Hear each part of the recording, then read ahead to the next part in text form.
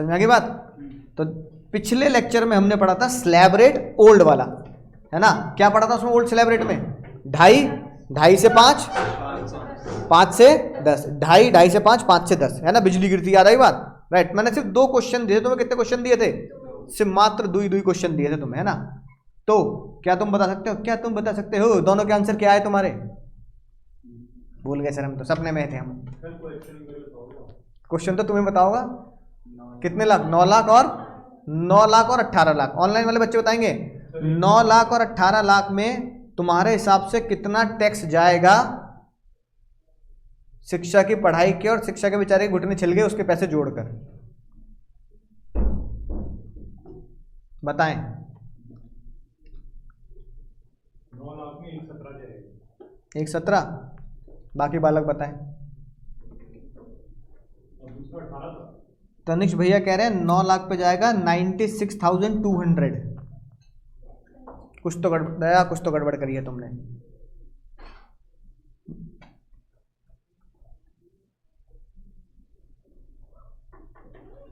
इतना ज्यादा नहीं बैठेगा यक्ष भैया, क्या कर रहे हो?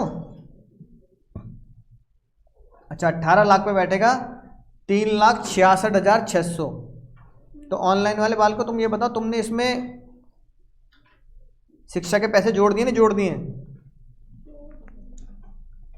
ठीक है चलो मैं कराता हूँ, दोबारा कराता हूँ।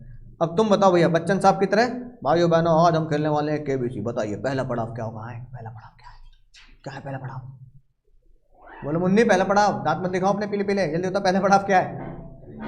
2.5। दूसरा पड़ाव 5। और तीसरा पड़ाव बिजली कहाँ गिरेगी? बिजली कहाँ गिरेगी? 9 लाख पर। तो यानी कि अगले पड़ाव का अमाउंट मेरे लिए इररेलेवेंट होगा, क्योंकि मेरी कमाई अगले पड़ाव से पहले की है। झूले बनाएंगे हम, झूले, पहला झूला और दूसरे 2 झूले बन रहे हैं। पहले झूले में कितने रुपए को झूलाएं? राज की बात याद है क्या तुम्हें? याद है राज की बात? क्या टैक्स हमेशा एक्स्ट्रा इनकम पर निकलता है। तो 5 से 9 कितने एक्स्ट्रा कमाएं? अब निकम्मो रेट थोड़ी भूल जाओगे। 5, अरे 5 20, और जब 10 से ऊपर जाता तो ही तो 30 लगाता, 10 से ऊपर मैं गया नहीं।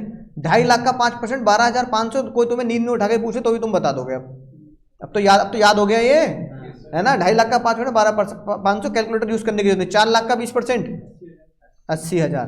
Total tax 90। अब इस पे हाँ 3 और 1। अगर एग्जाम में अगर तुम्हें लग रहा है कि भैया पेपर बहुत लेंदी है, क्योंकि टेक्स्ट पेपर मोस्टली क्या होता है? लेंदी होता है। लेंदी बच्चे के हिसाब से इसलिए होता है कि बच्चा क्या करता है? प्रैक्टिस नहीं करता, है ना? राइट। तो आप चाहो तो इसमें गलत नहीं होगा, आईसीआई इसको अप्रूव करता है, इसमें गलत नहीं मानता। आप उसको बोल सकते हो, है ना, health and education cess, HECB आप लिख सकते हो फुल फॉर्म में, हेल्थ एंड एजुकेशन सेस। और 3 और 1 की जगह सीधा क्या लगा दो? 4%। तो ये भी अलाउड है। HEC लिखकर भी अलाउड होगा कि हेल्थ सेस अलग और एजुकेशन सेस अलग लिखो तो अच्छी बात है। लेकिन अगर एग्जाम में जल्दबाजी में करना है तो ये अलाउड किया जाता है। तो 92,500 का 4% 3,000। अब मेरा फाइनल टैक्स लायबिलिटी कितनी होगी? 96,200। बहुत ही सही जवाब, है ना?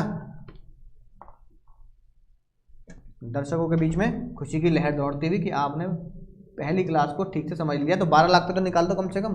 12 लाख पे तो गलत मत कर देना।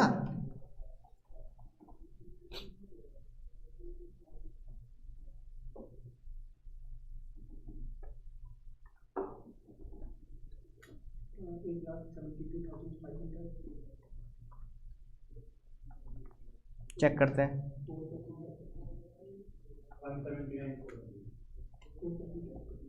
179,400। नहीं सॉरी 12 तो गलत बोल दिया मैंने। कितना दिया था? 12 दिया था? 18। चलो 12 निकाल दिया, कोई नहीं 18 निकाल दो। 18 लाख 12 निकाल दिया, सही निकाला होगा तुमने। 18 लाख निकाल दो। हाँ 179,400 सही है। तो बताओ पहला पड़ाव, भाइयों बहनों बच्चों साहब पूछ रहे हैं पहला पड़ाव क्या होगा? 9 वहीं से शुरू होती है जहाँ से हम खड़े होते हैं। पहला पड़ाव 2.5, 5, फिर 10। और बिजली कहाँ गिरेगी? बिजली गिरी, आगे गिरी कहाँ? 18 पे। झूले बना दो भाई, झूले। पहला झूला 2.5 लाख का, दूसरा झूला 5 लाख का और तीसरा झूला 8 लाख का। झूले के रेट लिख दो भाई, 5, 20, 30। 12,500 fix, 1 lakh plus 2,40,000। Total tax 3,52,500। अब इसके शिक्षा के पैसे जोड़ दो 4%। 3 नहीं, शिक्षा के कितने पैसे जुड़ेंगे? 14,000। कितना आंसर आ गया? खेल खत्म। समझ गए? नहीं समझ गए? है ना? राइट। तो बात ये सर ऐसे क्वेश्चन कैसे सकते हैं? ऐसे क्वेश्चन आप कह सकते हैं एमसीक्यू में 1 नंबर के, क्योंकि 1 नंबर की तो कैलकुलेशन है ये, है कि नहीं बात? इससे ज़्यादा क्या कराएंगे? तो स्लैब रेट ओल्ड वाला हो नया वाला हो, दोनों में से एमसीक्यू में क्वेश्चन जरूर बनता है कि नहीं बात? अब नया वाला जो स्लैब रेट है जो इसी साल आया है, तो मुझे लगता है एमसीक्यू में उसके बनने के चांस ज़्यादा होते हैं। उसे हम आज सीखेंगे ना, उसे बनने के चांस ज़्यादा होते हैं, लेकिन कॉन्सेप्ट सेम ही है। इतनी बात समझ में आई? अभी हम ओल्ड ही सीख रहे हैं, अभी हम कौन सीख रहे हैं? नए पे नहीं जा रहे, अभी हम पुराना ही सीख रहे हैं, पुराना हिसाब किताब जो 10 साल पहले से चला आ रहा है। अब 10 साल पहले मैंने तुम्हें एक सस्पेंस बताया, सस्पेंस तुम्हें याद है? क्या तुम्हें याद है? हाँ सर याद है। हाँ, तो मैंने तुम्हें सस्पेंस की कहानी बताई थी। अगर अभी तो तुम्हारे दांत, अभी तो तुम्हारा ब्रश कहाँ तक जा रहा है? दांतों तक जा रहा है।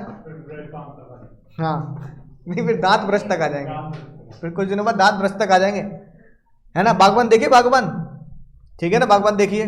तो तब बूढ़े आदमी के लिए बेचारे चश्मे के पैसे नहीं है, जिसके पास चश्मे के पैसे ना हो बेचारा दांत कैसे जुड़वाए अपने नए, है ना? तो भैया वो समय ऐसा आएगा। तो ताई ने बहुत बड़ी मेहरबानी करी, बहुत बड़ी, मतलब पूरी दुनिया हिला दी ताई ने। बताओ क्या मेहरबानी करी ताई ने? कहा मेहरबानी मैं उस पर इतनी करूंगी, है ना? राइट। और ताई ने मेहरबानी में कहा मैं उन बूढ़े व्यक्तियों का स्लैब रेट की एग्जम्पशन बढ़ा दूंगी। और स्लैब रेट की एग्जम्पशन इतनी बढ़ाई कि दुनिया हिल गई। कितनी बढ़ाई? नहीं, 3 लाख, है ना? कितनी कर दी? 3 लाख कर दी, है ना? 2.5 से कितनी कर दी? और उन बूढ़े लोगों की उम्र रखी 60 साल। कितनी रखी? जो 60 साल के हैं, चलो मैं इनके लिखवाता, जो 60 साल के हैं उनके लिए एग्जम्पशन लिमिट को बढ़ा के कितना कर दिया? 3 लाख। यानी 3 लाख तक आपको क्या नहीं करना? कोई टैक्स नहीं देना। अगला पड़ाव क्या आता है बताओ? 3 लाख से कहां तक जाएंगे? हाँ, बच्चन साहब ने कहा भाई अगला पड़ाव सेम रहेगा। हाँ, अगला पड़ाव बिल्कुल सेम रहेगा भाई बहनों। कितने रुपए? 5। ठीक है, अगला पड़ाव ये सेम रखा, कितने रुपए? 20। और उससे अगला पड़ाव ये भी सेम रखा, अब 10 लाख कितना? 30। सिर्फ मात्र फर्क किसमें? कि तुम्हें मिलेंगे 2.5 की माफी, तुम्हारे दद्दू को मिलेंगे 3 की माफी। फिर भैया अभी तो दांत दुरुस्त तक आ रहे थे, फिर एक समय ऐसा आएगा अपना जब लोग कहेंगे एक पांव केले के छिलके पर है और दूसरा पांव नहीं। अरे नहीं भाई नहीं, सारी इंडियन कहावतों को तुमने बिल्कुल क्या कर रखा है? रद्दी बना रखा है, कुछ नहीं सुन के आते तुम। एक पांव केले के छिलके पर और एक पांव कब्र पर, ये है कहावत, है ना? समझ गए क्या मतलब वो इसका? बात फिसल लगे, केले के छिलके पर है, रपट लिए और फिर सीधा कब्र में।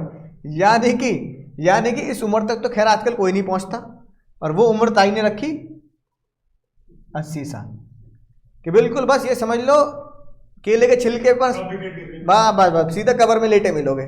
लेकिन फिर भी जो बेचारा 80 तक पहुंच गया, ताई ने कहा भाई बहुत ज्यादा जी लिए तुम तो, इतने तो मैं भी एक्सपेक्ट नहीं करती मैं जी लूं, है ना? राइट। लेकिन फिर भी कोई 80 तक पहुंच गया तो उसका तो भैया भगवान ही मालिक है, और घर वाले तो बिल्कुल ही, है ना, ये दुआ बना रहे होंगे कब केले के पांव पे रपटे, और है ना तब रोटियां कम और दवा ज्यादा चल रही होगी, तब रोटियां कम और दवा ज्यादा चल रही होगी। पूरा शेड्यूल होगा दवाइयों को, खाने से पहले, खाने के बाद, सोने से पहले, सोने के बाद, सोने के बाद कैसे घर वाले मुंह खोल के डाल देंगे भाई, है नहीं बात? तब ये दवाई चल रही है 80 साल के बूढ़ा, बिल्कुल, है ना? तो ताई ने कहा भाई मैं समझ सकती हूँ दर्द, लेकिन 80 साल में जो दद्दू हैं हमारे, दद्दू के दद्दू जो भी रहे हमारे 80 साल के, उन्होंने एक बढ़िया काम किया। मेरे दद्दू गुजरे थे जब वो 82 ईयर्स के थे, है ना? हम तो खैर पहुंचना मुश्किल है क्योंकि दद्दू क्या थे, अच्छी लाइफस्टाइल के थे, है ना? तो मेरे दद्दू के लिए पार्टी का मतलब होता था गोलगप्पे टिक्की, दैट्स ऑल। तो हमारे लिए पार्टी का मतलब बहुत सारे जंक हो जाते हैं, है कि नहीं बात। जैसे भैया पिज्जा खा लो, ये खा लो, बर्गर खा लो, उनके जमाने में पार्टी का मतलब गोलगप्पे टिक्की है ना। तो हेल्दी लाइफस्टाइल था उनका, पोल्यूशन भी नहीं, गांव में विलेज टाइम पोल्यूशन नहीं होता। तो मेरे दद्दू प्रोफेसर थे, प्रोफेसर है ना, वो इकोनॉमिक्स के हेड थे, मतलब कॉलेज के प्रोफेसर भी थे। उनकी इकोनॉमिक्स की किताब आती थी CCS यूनिवर्सिटी की। इससे तुम देखोगे तो मैंने इस बुक के ऊपर फ्रंट पेज पे लिख रखा हुआ है ना, दिस डेडिकेटेड टू माई। नहीं अब तो नहीं रहे, ये देखो, इसलिए मैंने दद्दू का नाम लिखा है अपनी किताब में, लिखा है ना।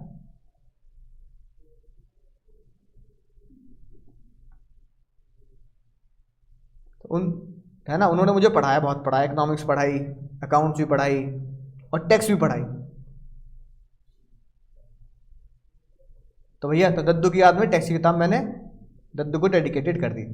तो दद्दू बस एक ही चीज से खुश रहते थे कि मैं 80 का होने वाला हूं, है ना। तो बस थोड़ी सी याददाश्त कमजोर हो गई थी बुढ़ापे में, तो बस बोलते थे कि 80 का कब होऊंगा मैं, दद्दू अभी 6 महीने और बाकी है। थोड़े दिन बाद 80 का कब होऊंगा, दद्दू अभी 4 महीने और बाकी है। उन्हें 80 के होने में इतना लगा, पता क्यों था? क्योंकि दद्दू पहले से क्या थे, पढ़े लिखे थे, प्रोफेसर थे, तो उनकी पेंशन आती थी। क्या आती थी? पेंशन आती थी। तो शुरू में तो प्रोफेसर की तनख्वाह कम होती थी, लेकिन जब दद्दू हमारे रिटायर हो गए तो उन्होंने जिंदगी में इतना नहीं कमाया जितना पेंशन से कमा लिया। कि सरकार ने क्या किया, 7th पे कमीशन से पेंशन बढ़ाई। दद्दू बड़े खुश रहते थे, पता क्यों? क्योंकि दद्दू की पेंशन आती थी हमारी 50,000 रुपये महीना। कितनी?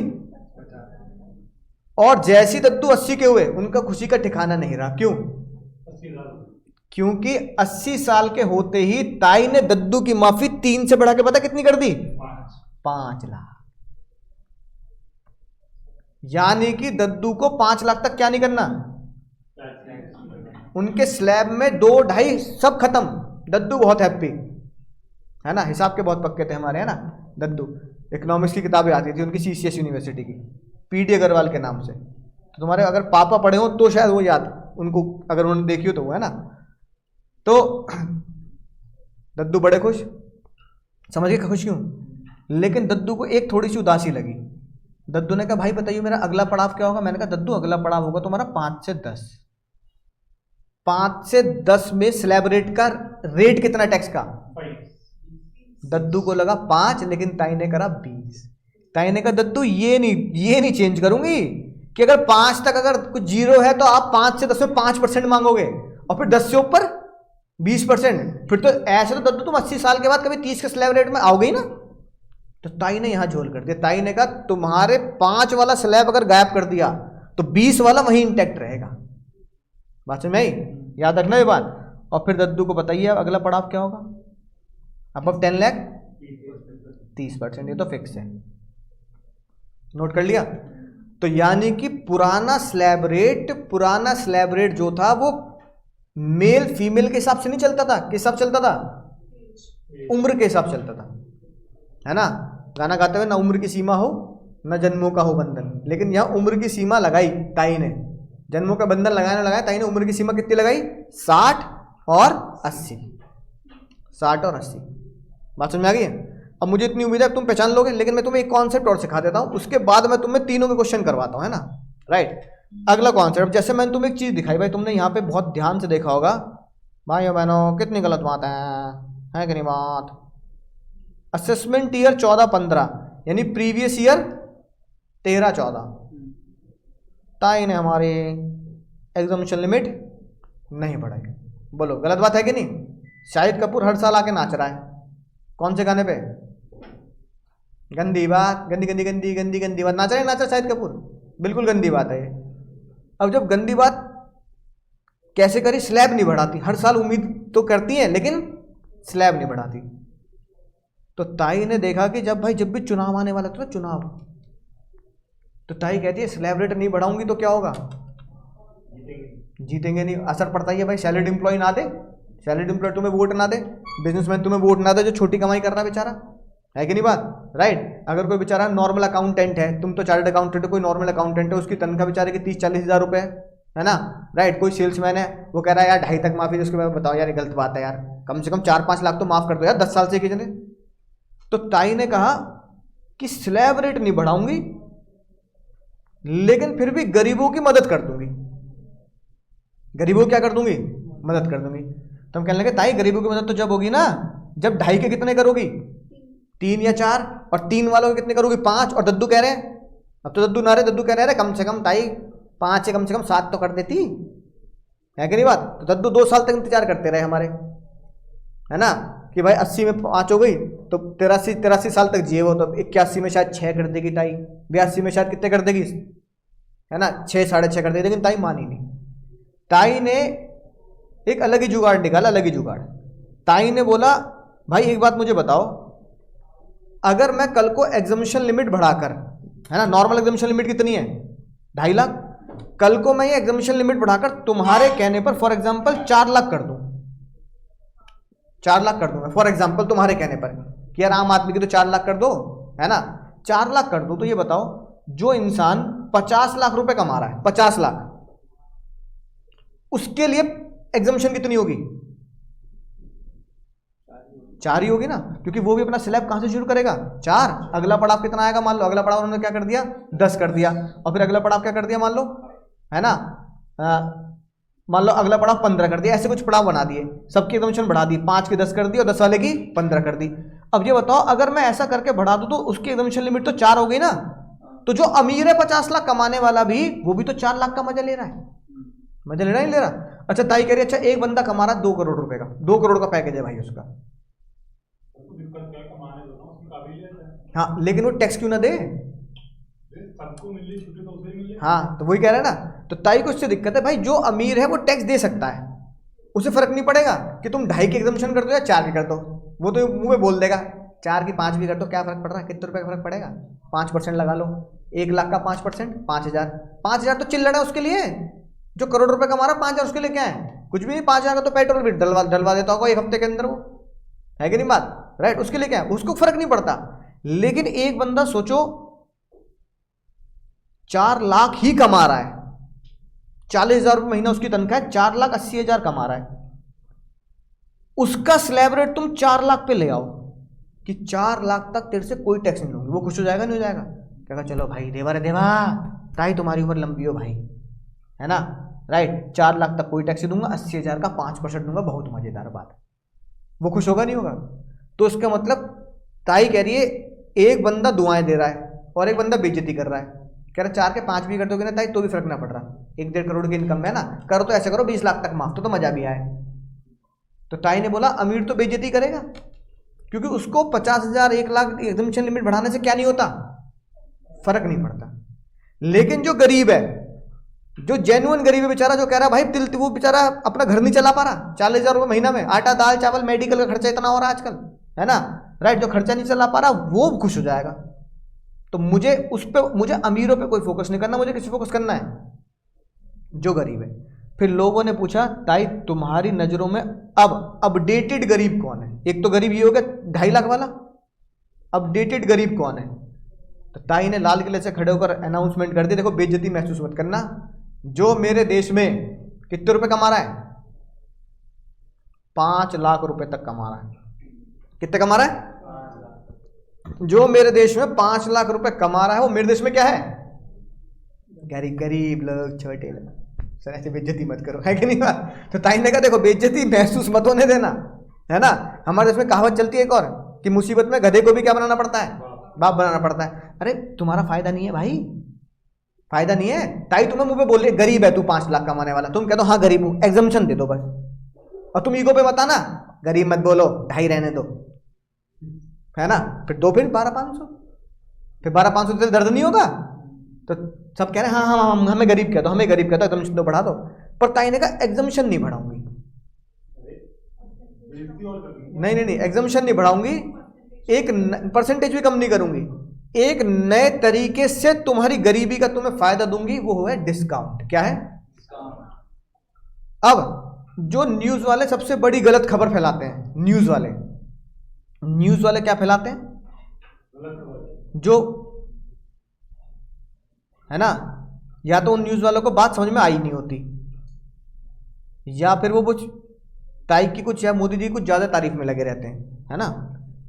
वो पता क्या खबर फैलाते हैं, वो खबर फैलाते हैं 5 लाख तक नो टैक्स, 5 लाख तक नो टैक्स। अब 5 लाख तक नो टैक्स करने से आम जनता के दिमाग में पता क्या बैठता है, एग्जामिशन लिमिट 2.5 की 5 कर दी, एग्जम्पशन लिमिट गलत जवाब। तो जो न्यूज वाले कहते हैं 5 लाख तक टैक्स माफ, एक तो या तो न्यूज वाली अनपढ़ है ना, या फिर वो जानबूझकर सही बात को इंटरप्रिटेट नहीं करने देना चाहते ताकि आम आदमी को ये लगे कि जो करंट गवर्नमेंट है, और ये मैं बीजेपी की बात नहीं कर रहा, ये कांग्रेस में भी ये होता था, हर गवर्नमेंट कुछ इस तरीके से चीजों को इंटरप्रिटेट करती है कि सामने वाले को क्या लगे, कमाल कर दिया भाई, 250 सीटों कहाँ ले गए, अबे भाई ताई ने इस साल तो कमाल कर दिया, 2024 के चुनाव में तो ताई ने कमाल कर दिया भाई, 2.5 से 5 कर दिया, है ना। तो तुम्हें लगेगा नहीं 10 साल का सीधा एक ही बार में कर दिया, हर साल 20-20, 30-30, 40-40 हजार रुपए बढ़ाती है, एकदम सीधा धमाका कर दिया 2024 में, है ना। झूठ बात, ये बिल्कुल झूठी खबर है कि 5 लाख तक टैक्स माफ है। 5 लाख तक टैक्स माफ है, पर उसके निकालने का तरीका अलग है। अब सुनना कैसे, बहुत ध्यान सुनना, बहुत ही खतरनाक बात बताने जा रहा हूं मैं तुम्हें। ये तुम्हारे पड़ोसी को नहीं पता, पड़ोसी तुमसे पूछेगा ये बात, है ना, कि 5 लाख तक टैक्स माफ, तो उसको क्या बोलना, नहीं भाई गलत बोल रहा तू। अब सुनो कैसे, ताई ने बोला, जैसे हमने अभी बोला 4 लाख की इनकम है बंदे, कितने की इनकम है, एक बंदे ने 4 लाख रुपए कमाए, उसने बोला ओल्ड स्लैब से टैक्स निकालूंगा। तुम अब टैक्स निकालने में महारथी हो चुके हो, 4 लाख पे मुझे टैक्स बता दो झूले बना बना के। अब तो मुझे पता तुम्हारे दिमाग में झूले बन जाते हैं, तो कैलकुलेटर पे निकाल सकते हो। बोलो 2.5 तक माफ, 2.5 तक तो तिजोरी में छोड़ दिए, अगला पड़ाव 5 आता है, पर 5 तक जाऊंगा नहीं क्योंकि बिजली 4 पे गिरेगी, तो 2.5 से 4 के बीच में कितना पैसा कमाया, 1.5 लाख, 1.5 लाख का 5%, तो आप कहोगे एक्स्ट्रा इनकम पर tax is equal to 1.5 lakh का 5%, कितना है बाबू, 7,500। ना ना ना, अभी सेस नहीं करेंगे अभी, है ना, अब सुनेंगे ध्यान से, आज की जो क्लास है यही मुद्दे की बात है। 7,500 आ गया ना। अब ताई ने बोला मैंने अभी नया गरीब किसे बनाया, अब 2.5 वाला गरीब नहीं है, अब कितने वाला गरीब है, 5 लाख गरीब लोग, छोटे लोग, है ना, गरीब लोग। अब हमने बोला कि हाँ ताई हम गरीब हैं, हम मान लिया हमने गरीब, तुम्हारी नजरों में हम गरीब हैं 5 लाख कमाने वाले, अब एग्जामिशन तो दो। ताई ने कहा एग्जामिशन नहीं दूंगी, पहले तो टैक्स निकाल ले, ये छोड़ के 5 लाख गरीब है, तू ये छोड़, तू पुराना गरीब है 2.5 लाख वाला, तू टैक्स तो निकाल। हमने कहा ताई निकाल लिए 7-5, अब बताओ। ताई ने कहा जो तू टैक्स निकालेगा ना उसमें डिस्काउंट दूंगी। क्या दूंगी, ताई ने डिस्काउंट का नाम रखा डिस्काउंट नंबर 87A, समझ गए, तुम्हारे इनकम टैक्स का पहला सेक्शन बाबू, पहला सेक्शन, हालांकि पहला सेक्शन तो वो भी था प्रीवियस ईयर सीमेंट ईयर, तो लेकिन ये बहुत इंपॉर्टेंट सेक्शन, डिस्काउंट नंबर 87, यानी सेक्शन नंबर 87 है। 87A में तुम्हें क्या मिलेगा, डिस्काउंट मिलेगा। क्या मिलेगा, तो पूछा ताई बताओ डिस्काउंट कितना दोगी। अब सुनना ध्यान से, ताई ने कहा डिस्काउंट की बहुत सिंपल सी लिमिट लगाती हूं, जितना तेरा टैक्स का अमाउंट आया और 12,500 मेरी तरफ से लिमिट, टैक्स और 12,500 विच एवर इज लोअर, इसका तुझे डिस्काउंट मिल जाएगा। अब तू 4,000 पे टैक्स निकाल के अपना डिस्काउंट खुद निकाल ले, निकाल सकते हो भाई बहनों। टैक्स कितना आया उसका, 7,500, लिमिट कितनी है, इन दोनों में से कम क्या है, तो 7,500 में से 7,500 डिस्काउंट तो माइनस होता है ना भाई, 7,500 में से 7,500 का ही डिस्काउंट मिल गया, टैक्स लायबिलिटी नील।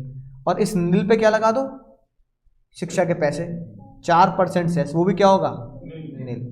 यानी ताई ने बोला डिस्काउंट जो मैं दूंगी वो शिक्षा के स्कूल जाने से पहले दूंगी।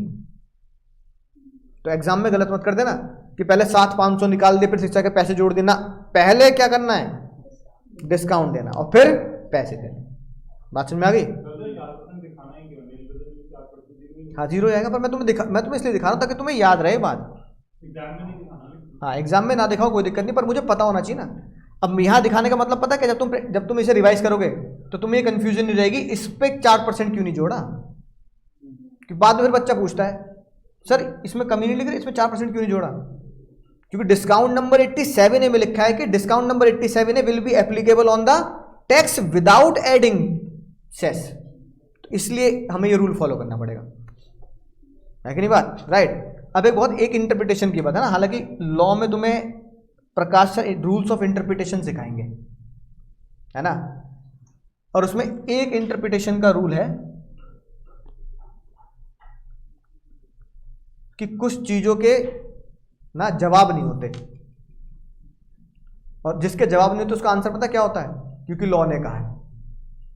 अब जैसे पहला कि एग्जम्पशन लिमिट 2.5 क्यों है, क्योंकि मिनिस्ट्री ने बोला। तो मिनिस्ट्री के गड़े मुर्दे नहीं उखाड़ने कि मिनिस्ट्री ने क्या सोचा 2.5 को 2.5 रखने के लिए इतने सालों तक।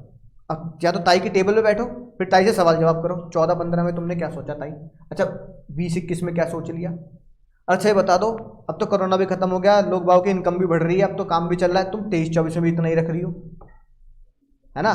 तो ताई से तुम पूरे, ताई कह देगी मेरी कमेटी बुला लो भाई, फाइनेंस मिनिस्ट्री बुला लो पूरी, फाइनेंस मिनिस्ट्री में 500 लोग हैं, 400 लोग हैं, तो सबसे पूछोगे सवाल, तो सवाल पूछ नहीं सकते क्योंकि वो कहाँ लिखी है बात। तो there is a rule of interpretation जो लॉ में पढ़ोगे तुम, प्रकाश सर आपको पढ़ाएंगे कि in some cases the answer the interpretation is that because law says this, law maker says this, या जज ने ऐसा बोला है। बालफर से बालफर याद है ना,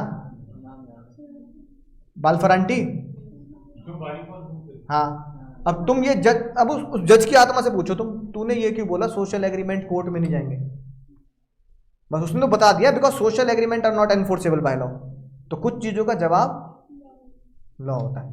अब तुम मुझसे बोलोगे सर लिमिट 12,500 ही रखी है, 12,500 तुम समझ जाओगे 5 लाख तक कितने रुपए आते हैं, 12,500 है कि नहीं बात, राइट। तो गरीब 5 लाख क्यों बनाया, ताई 7 लाख को 10 लाख को भी तो गरीब मान सकती थी, है ना। तो कुछ बच्चों के मन में ऐसे सवाल आते हैं, तो ऐसे सवालों का जवाब लॉ में नहीं लिखा क्योंकि लॉ मेकर ने लिमिट बनाई है ना। अब कुछ बच्चों को लगता है 10 लाख के ऊपर 30 क्यों है, 25 क्यों नहीं लिया टैक्स, है ना। तो ताई कहेगी अच्छा तू ये क्यों नहीं सोच रहा कि अच्छी बात है 35 नहीं लिया। तो 30% ताई को लगता है कि ऐसा मॉडरेट रेट है जहां पर झगड़ा नहीं होगा, क्या नहीं होगा, मतलब कोई 30% को ये नहीं बोलेगा कि बहुत ज्यादा लूट रही है हमें सरकार, लूट रही है, और कोई 30% में ये भी नहीं बोलेगा कि देश नहीं चल सकता, ठीक है इतना रेवेन्यू आ जाएगा। तो ये अपना अपना क्या है, गवर्नमेंट के रूल्स एंड रेगुलेशन के हिसाब से, ठीक है ना, बात समझ में आ गई। तो एजुकेशन सेस 3% क्यों रखा, हेल्थ वाला 1 ही क्यों रखा। तो इन सवालों के जवाब नहीं होते, क्योंकि इन सवालों के जवाब इसलिए नहीं होते क्योंकि ये रूल्स हैं, क्या है, लॉज है ना, राइट। हमें इनको इंटरप्रिटेट करना है कि भाई ये है इसलिए मानना पड़ता है ना, बात समझ में आ गई। जिसकी 5 लाख से ज्यादा है वो भी, हाँ अब वही उसी पे आ रहा हूं मैं, अब सुनना ध्यान से। अब हम चेक करते हैं, ये नोट कर लिया ना कॉपी में। अब मैं इस इनकम को 5 से एक और मैं इधर बताता हूं। इनकम टैक्स में जो राउंड ऑफ होता है 1 रुपए में नहीं होता, ताई कहते 1 रुपए चिल्लड़ लो, है ना। इनकम टैक्स में राउंड ऑफ करती है ताई 10 रुपए में, यानी कि अगर तुम्हारा आंसर आया यहाँ पे 7,502 रुपए तो तुम 7,500 कर देना, और आंसर आया 7,506 रुपए 7 रुपए तो 510 कर देना। तो 2, 4, 5 रुपए में ताई को गुस्सा आता है, ताई कहती 10 रुपए राउंड ऑफ करो, नाटक मत करो मेरे साथ अकाउंट्स वाले, है कि नहीं बात, राइट। तो इसलिए आंसर में भी हमें क्या करना पड़ेगा, 10 रुपए में राउंड ऑफ करना पड़ेगा। हालांकि हम तो आंसर अभी हमारे राउंड ऑफ में आ रहा है 10 रुपए में ना। अब मान लो मैं 10 रुपए से नहीं बढ़ा रहा, मैं कह रहा हूं ताई ने 5 लाख वाला गरीब माना, लेकिन मेरी इनकम अब 4 लाख नहीं है, अब मेरी इनकम हो गई है फॉर एग्जाम्पल 5,10,000 रुपए, 5-10। अब ये बताओ 5-10 वाला अमीर है गरीब है, अमीर है, बोलो। बॉर्डर लाइन अमीर, नहीं बॉर्डर लाइन नहीं है भाई, 5 लाख से 10 रुपया ऊपर होती तुम क्या माने जाओगे, अब अमीर माने जाओगे। अब बॉर्डर लाइन जैसी कोई चीज नहीं होती, 10 रुपये तो माफ कर देता है, ऐसा थोड़ी चलता है कि नहीं बात, राइट। बोलो समझ में आई बात। तो 5 लाख 10 रुपये होते अब तुम क्या हो गए, अमीर हो गए। अगर डिस्काउंट गरीब को दिया गया तो अमीर को, क्यों दिया जाएगा, तो अमीर को थोड़ी मिलेगा, क्योंकि वो किसके लिए है, अमीर को तो ईगो है, कर लो कितना करोगे हमें क्या फर्क पड़ता है ना। अब ये कई लाख कमाने वालों का दर्द, कई लाख कमाने वालों की ईगो दर्द बन के आई किन के लिए, जो 5.5 लाख 6 लाख 7 लाख इतने ही कमा रहे हैं। अब तुम मुझे बताओ एक्स्ट्रा इनकम पर टैक्स कितना बैठा, 5-10 पर, 5 लाख तक तो 12,500 और 10,000 का 20% 2,000, तो कितना टैक्स हो गया 14,500। फिर तुम्हारी अंतरात्मा खूब कूद कूद के उछल उछल के बोलेगी लगा दे 87 ए, लगा दे भाई, लगा दे, गरीब आदमी। लगा देंगे क्या? नहीं, लगा मत देना भाई, गलत हो जाए क्वेश्चन। तुम्हारा टैक्स लायबिलिटी कितनी हुई है? अब इस पे क्या लगाना पड़ेगा? हाँ, अब इस पे लगाओ 4% हेल्थ एंड एजुकेशन सेस। कितना? 580। अब तुम्हारा आंसर आ गया।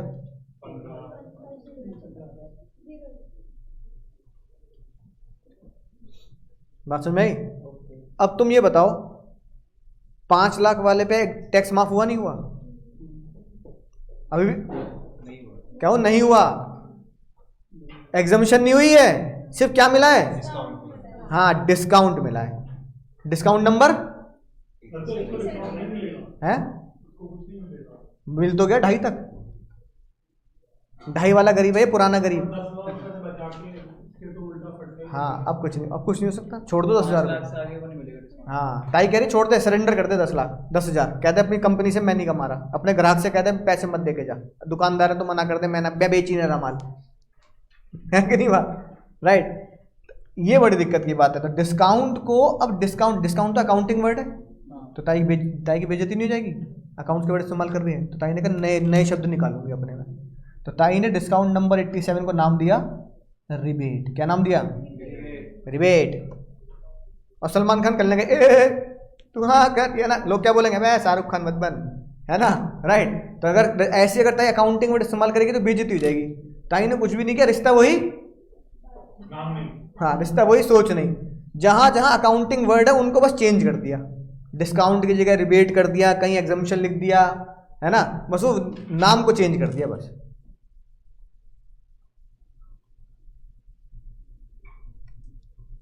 बोलो भाई, इतनी बात समझ में आ गई, है ना? अब हटा दूं, ये नोट कर लिया? तो डिस्काउंट नंबर 87A को याद रखेंगे, कब तक मिलता है? अगर आप 5 लाख तक हैं, यानी 5 लाख वाला भी गरीब है, 5 लाख वाला भी गरीब है।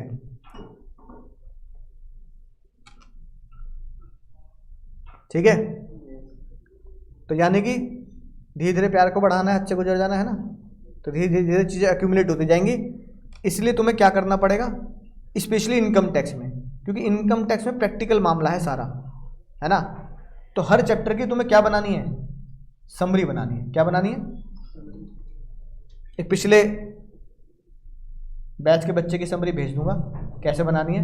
यानी हर चैप्टर की समरी बनाने का मतलब है कि तुम्हें बस ये सोचना है कि ये अगर चैप्टर अगर बड़ा है तो 4 या 5 पेज में चैप्टर खत्म, अगर चैप्टर छोटा है बिल्कुल तो 1 या 2 पेज में क्या हो जाना चाहिए। यानी अगर चैप्टर को जब हम एंड करेंगे टैक्स लायबिलिटी वाला, तो तुम्हें ये पता होना चाहिए कि 2 पेज में मुझे क्या कर देना है, 1 या 2 पेज में चैप्टर खत्म कर देना है ना?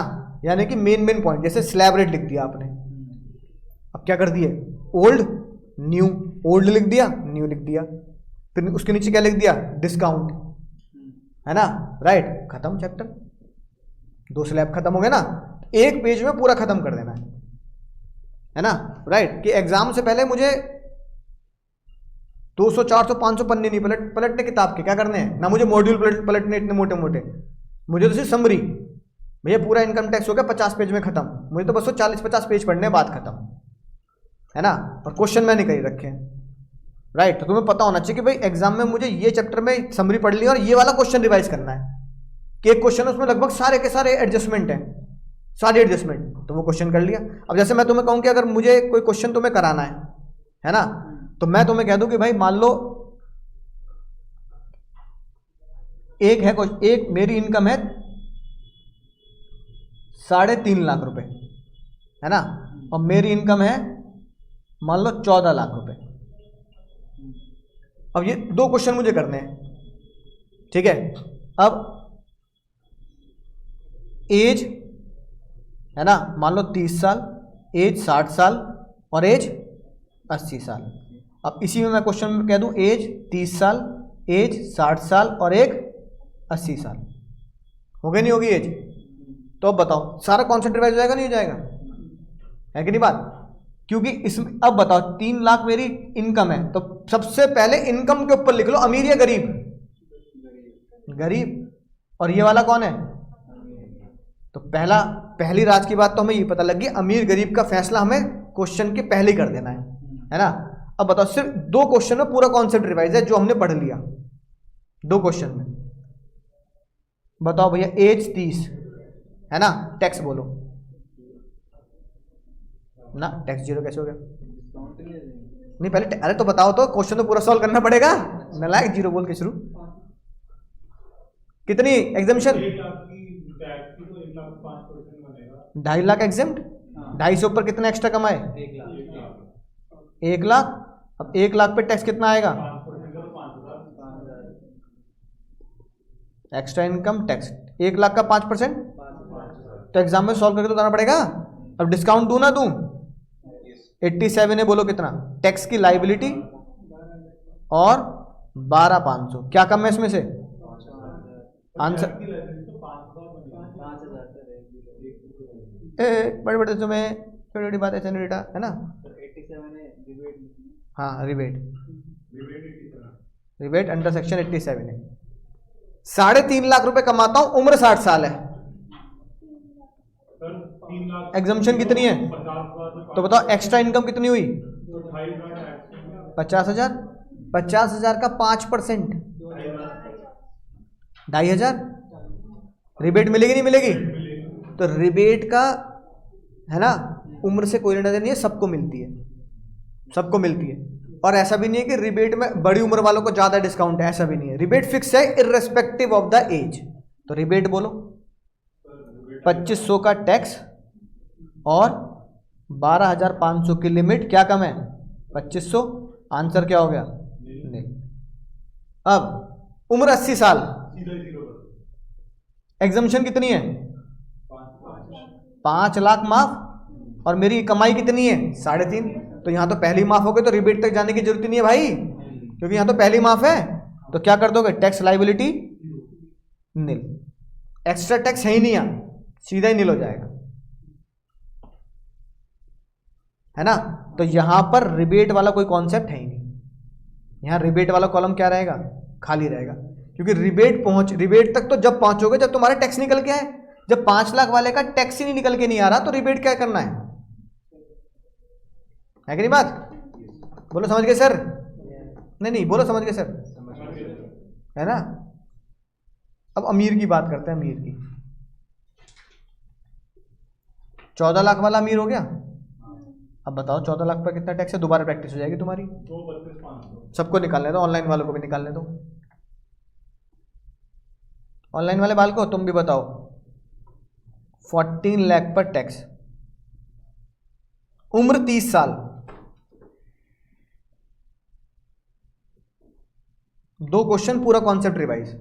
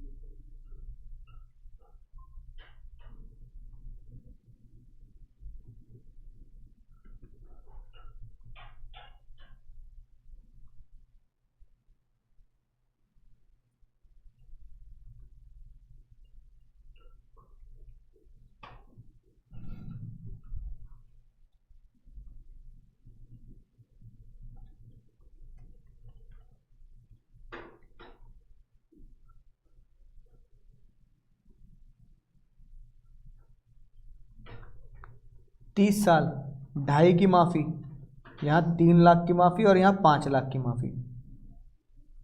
2.5 की लिमिट, 3 लाख की लिमिट, 5 लाख की लिमिट। सबके आंसर मैच होने चाहिए। अब मुझे सीधा फाइनल टैक्स लायबिलिटी बताओ। बताओ क्या यहाँ रिबेट, यहाँ डिस्काउंट मिलेगा? तो तीनों में कॉमन बात है, no rebate of 87A, section 87A applicable नहीं होगा यहाँ पर, क्योंकि सेक्शन 87A तभी एप्लीकेबल होता है जब जब जब इनकम की या कितनी हो 5 लाख तक हो, तो डिस्काउंट की कोई बात नहीं करने वाले हम।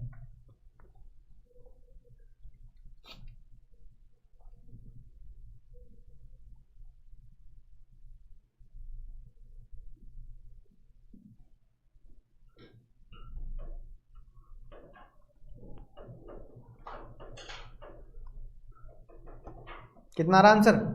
सर 241,800 ऑनलाइन वाले बच्चों बताओ, क्या सभी का 2? ये आफ्टर सेस है। हाँ आफ्टर सेस 241,800 आंसर। हाँ 239,200 228 और दद्दू 228,800 बिल्कुल सही है, 241,800, यानी सभी बच्चों ने ये निकाला, इसका मतलब ये तो आंसर सही है। मीराज भैया कह रहे हैं 239,200, बहुत बढ़िया। और ये भी आंसर ऑनलाइन वालों का मैच कर रहा है, यानी कई बच्चों का आंसर आ रहा है, तो इसका मतलब ये आंसर बिल्कुल सही है। किसी का अलग आ रहा है तो बताओ, फिर निकालेंगे वरना नहीं निकालेंगे। झूले झूले बनाओ बस, झूले झूले, सावन का महीना आएगा, झूले झूलेंगे। सारे सही हैं, बिल्कुल सही।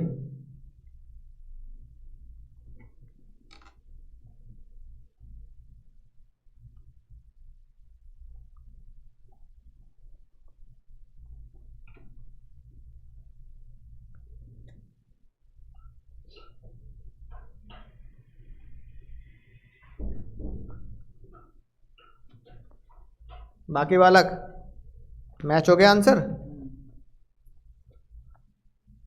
बहुत बढ़िया।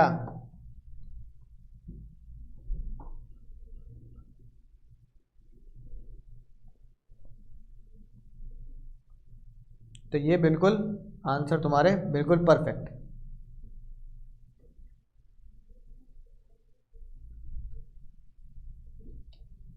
ठीक है, तो डिस्काउंट कब देना है? 5 लाख। 5 लाख से ऊपर हमें डिस्काउंट नहीं देना। उम्र के हिसाब से क्या होता है? उम्र के हिसाब से पड़ाव चेंज हो जाते हैं, एग्जम्पशन लिमिट बढ़ती है कि नहीं बात? Discount irrespective of the ages क्या रहता है? सेम रहता है। बस डिस्काउंट का लेना देना कमाई से है, उम्र से नहीं है। लेकिन एग्जम्पशन का लेना देना उम्र से है। एग्जम्पशन उम्र के हिसाब से है, डिस्काउंट कमाई के हिसाब से। याद आएगी ना बात? राइट, इतनी बात समझ में आ गई? अब वक्त आ चुका है 200 साल का बदला लेने का। सर 200 साल का बदला बोलो, 200 साल का बदला कैसे लेना है सर?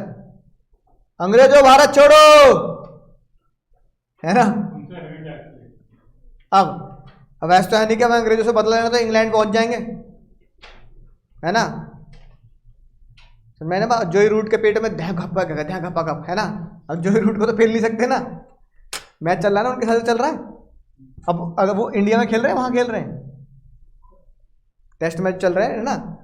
अब मान लो भैया मैच चल रहा है इंडिया में, अंग्रेजों से बदला लेना है तो निपटा दें इंग्लैंड की टीम को। बोलो भाई, ऐसा तो हो नहीं सकता ना। पर हमें अंग्रेजों से बदला लेना है। अब अंग्रेजों से बदला लेने के चक्कर में पूरी दुनिया के अंग्रेज लपेटे में है, मतलब पूरी दुनिया के मतलब इंडिया के बाहर के सभी देश लपेटे में आ गए, है ना? तो ताई ने बोला बदला तलवार से नहीं, बदला हाँ कलम से लिया जाएगा। मैं लिख दूंगी अंग्रेजों के खिलाफ टैक्स के अंदर, तो बदला कलम से लिया जाएगा, तलवार से नहीं लिया जाएगा। गांधी जी के पच्चीस पे चलेंगे, अहिंसा से बदला लेंगे हम, है कि नहीं बात? तो भैया पहला बदला ताई ने ये लिया, कोई भी अंग्रेज, है ना, कोई भी अंग्रेज इंडिया में अगर आएगा, एक तो पहली बात तो तू आ क्यों रहा है ना? लो यार सच्ची बात कर दी, हिंदी और मैं हिंदी में मैं उतना ही कमजोरी जितना तुम हो, है ना? तो कोई भी अंग्रेज जो इंडिया में आएगा, पहला बदला उससे क्या लेना है बताओ? डॉलर कन्वर्जन रेट, कन्वर्जन, ये क्या जवाब? डॉलर को कन्वर्जन। नहीं, इकोनॉमिक्स में नहीं जाने का, इकोनॉमिक्स में नहीं जाने का। हमें उससे पहला बदला ले लिया ताई ने टैक्स में ही, ना, फिर तो बेचारे कतई ना। फ्लैट बड़े बना दी, स्लैब रेट फ्लैट है फ्लैट 30 नहीं, कितना नहीं, अरे मतलब स्लैब रेट भी, अरे सुन तो लो मेरी बात, सुन भाई मुझे भाई, है ना। स्लैब रेट फ्लैट नहीं, स्लैब रेट फ्लैट सेम रखा हर उम्र के लिए, और तुम्हारे ऊपर दया कर दी ताई ने कि अंग्रेजों का अलग नहीं बनाया। 60 से नीचे वालों का स्लैब बोलना, कितनी माफी होती है 3 लाख है 60 से नीचे। 2.5 तो अंग्रेज की उम्र कितनी हो, बदला नंबर 1, पहला बदला 2.5 लाख की ही माफी मिलेगी। पहली बात तो मैंने ताई को बोला, ताई को तुम्हें माफी देनी नहीं चाहिए थी, तुम तो यूं कहती 1 रुपये भी कमाएगा टैक्स भरेगा तू, लेकिन ताई ने कहा चल कोई बात नहीं यार, है ना, आ रहा कम से कम कमा रहा है ना। 2.5 की ही माफी मिलेगी irrespective of the age, at any age. समझ में आ गई बात। अब इसका मतलब, अब पहला सवाल होश में जवाब देना। हमारे दद्दू उम्र 80 साल, हमारे दद्दू हैं इंडिया के, बोलो माफी बोलो। सर 3 लाख हाँ तीन, अच्छा 5 कहता हूँ तुम्हारे जैसे बालक हो ना, किसी ने लटक जाऊंगा पंखे से, तुम्हारे नाम लिख के जाऊंगा इन बच्चों के, वैसे टीचर ने की आत्महत्या। क्वेश्चन नंबर 2, पढ़ने के बाद ही गलत बोल रहे हो। क्वेश्चन नंबर 2, पीटर के दद्दू, पीटर के दद्दू, बड़े पीटर, दद्दू पीटर, उम्र 80 साल, स्टिल हो गया नहीं हो गया, बात समझ में आई। अगर मैं इसी क्वेश्चन में, सुनना ध्यान से, मैं बढ़ा नहीं रहा क्वेश्चन, अगर मैं इसी क्वेश्चन में लिख दूं यहां पर 80 साल, है ना, लेकिन ये बंदा इंडिया का रेजिडेंट ना होके अंग्रेज है, और अंग्रेज को इनकम टैक्स से बोला जाता है नॉन रेजिडेंट, क्या है, तो ये वाला आंसर तो ठीक आएगा।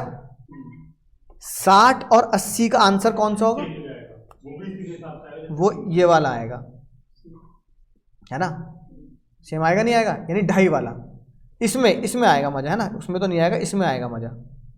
चलो इसको मैं एक और बना देता हूं ताकि तुम्हें, अब सुनेंगे ध्यान से। कमाई कितनी, 14 लाख। इस बार वो कौन है, नॉन रेजिडेंट, नॉन रेजिडेंट है। किसी भी इसका अब ये बताओ 14 लाख है ना, नॉन रेजिडेंट है, राइट। चलो पहले दोनों बदले करवाता हूं। पहला बदला तो ये हो गया, कौन सा, बदला नंबर 2, बताओ दूसरा बदला नंबर 2 क्या होगा, बहुत ही मजेदार से ज्यादा ना, हाँ बहुत बढ़िया बात भैया, अगर मैं बनाऊंगा अगला फाइनेंस मिनिस्टर का। अंग्रेज तो गरीब होगा कोई, अंग्रेज का कोई, अंग्रेज गरीब होते तो यहाँ से लूट के ले जाते, अंग्रेज तो पैदाइशी गरीब है, गरीब है तभी तो इंडिया से सारा पैसा वहां के वहीं जमा करते, कोहिनूर में वहीं ले गए, है कि नहीं बात। अगला बदला ये लिया, अगर कोई बंदा नॉन रेजिडेंट है, अंग्रेज है, डिस्काउंट नंबर 87A नहीं मिलेगा, किसी भी सूरत में नहीं मिलेगा।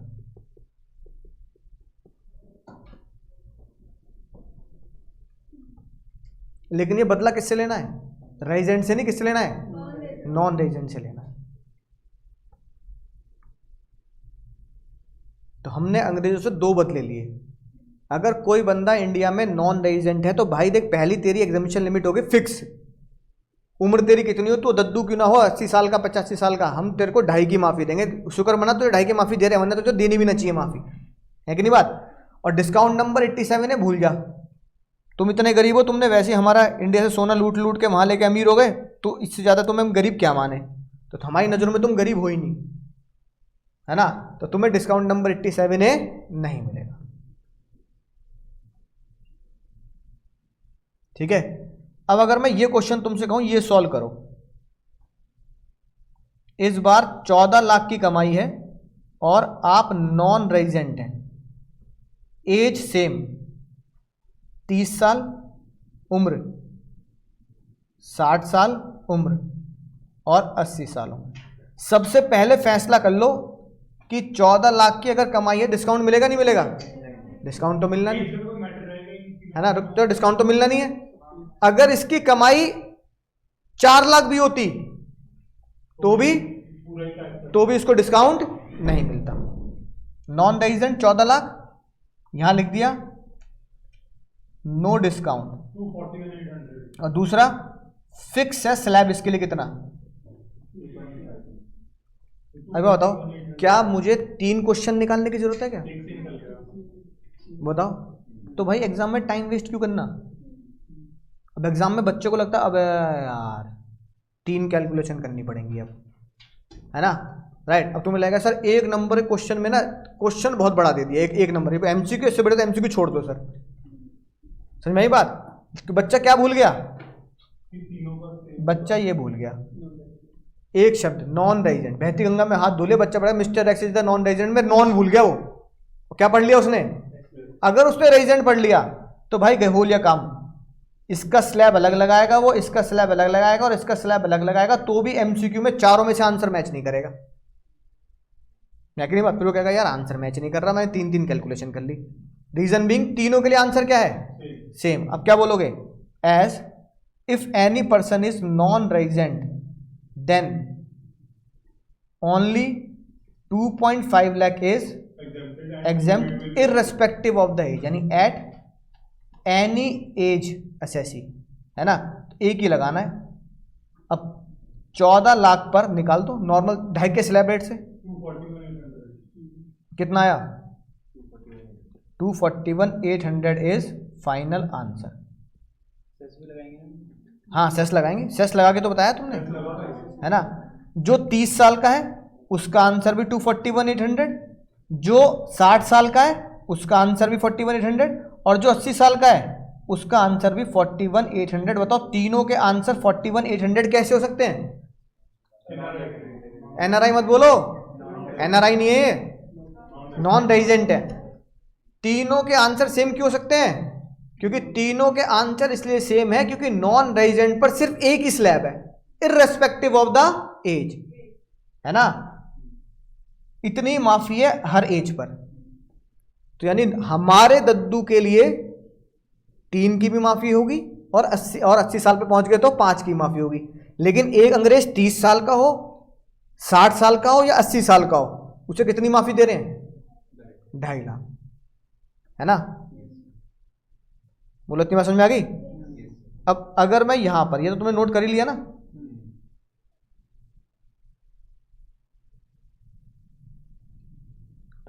अब ये बताओ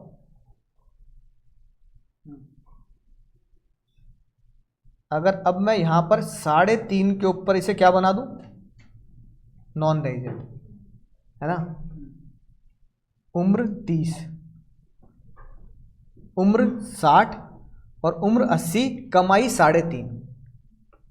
तो अभी तो एज पे जाने की जरूरत ही नहीं है, पहले तो हमें कमाई के ऊपर ही फैसला कर देना है। पहला फैसला कमाई के ऊपर कर देना है, क्या? अमीर गरीब का।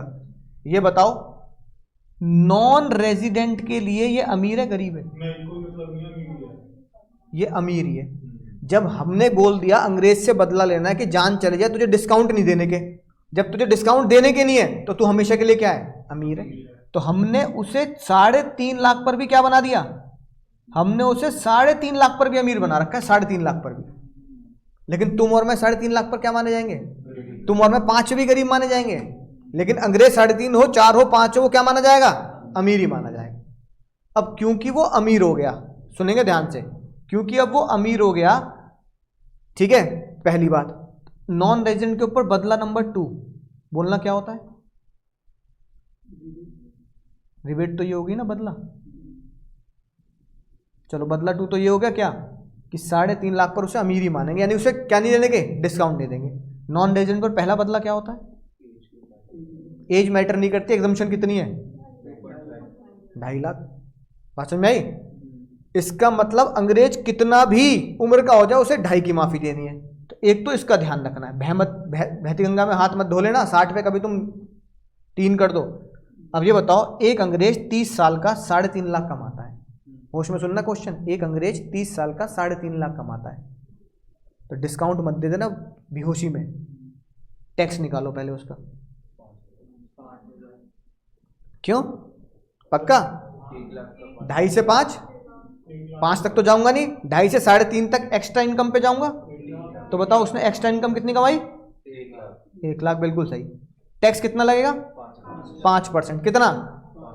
5,000। डिस्काउंट दे दूं? नहीं, बेहोशी में मत देना, डिस्काउंट मत दे देना। कितना आ गया?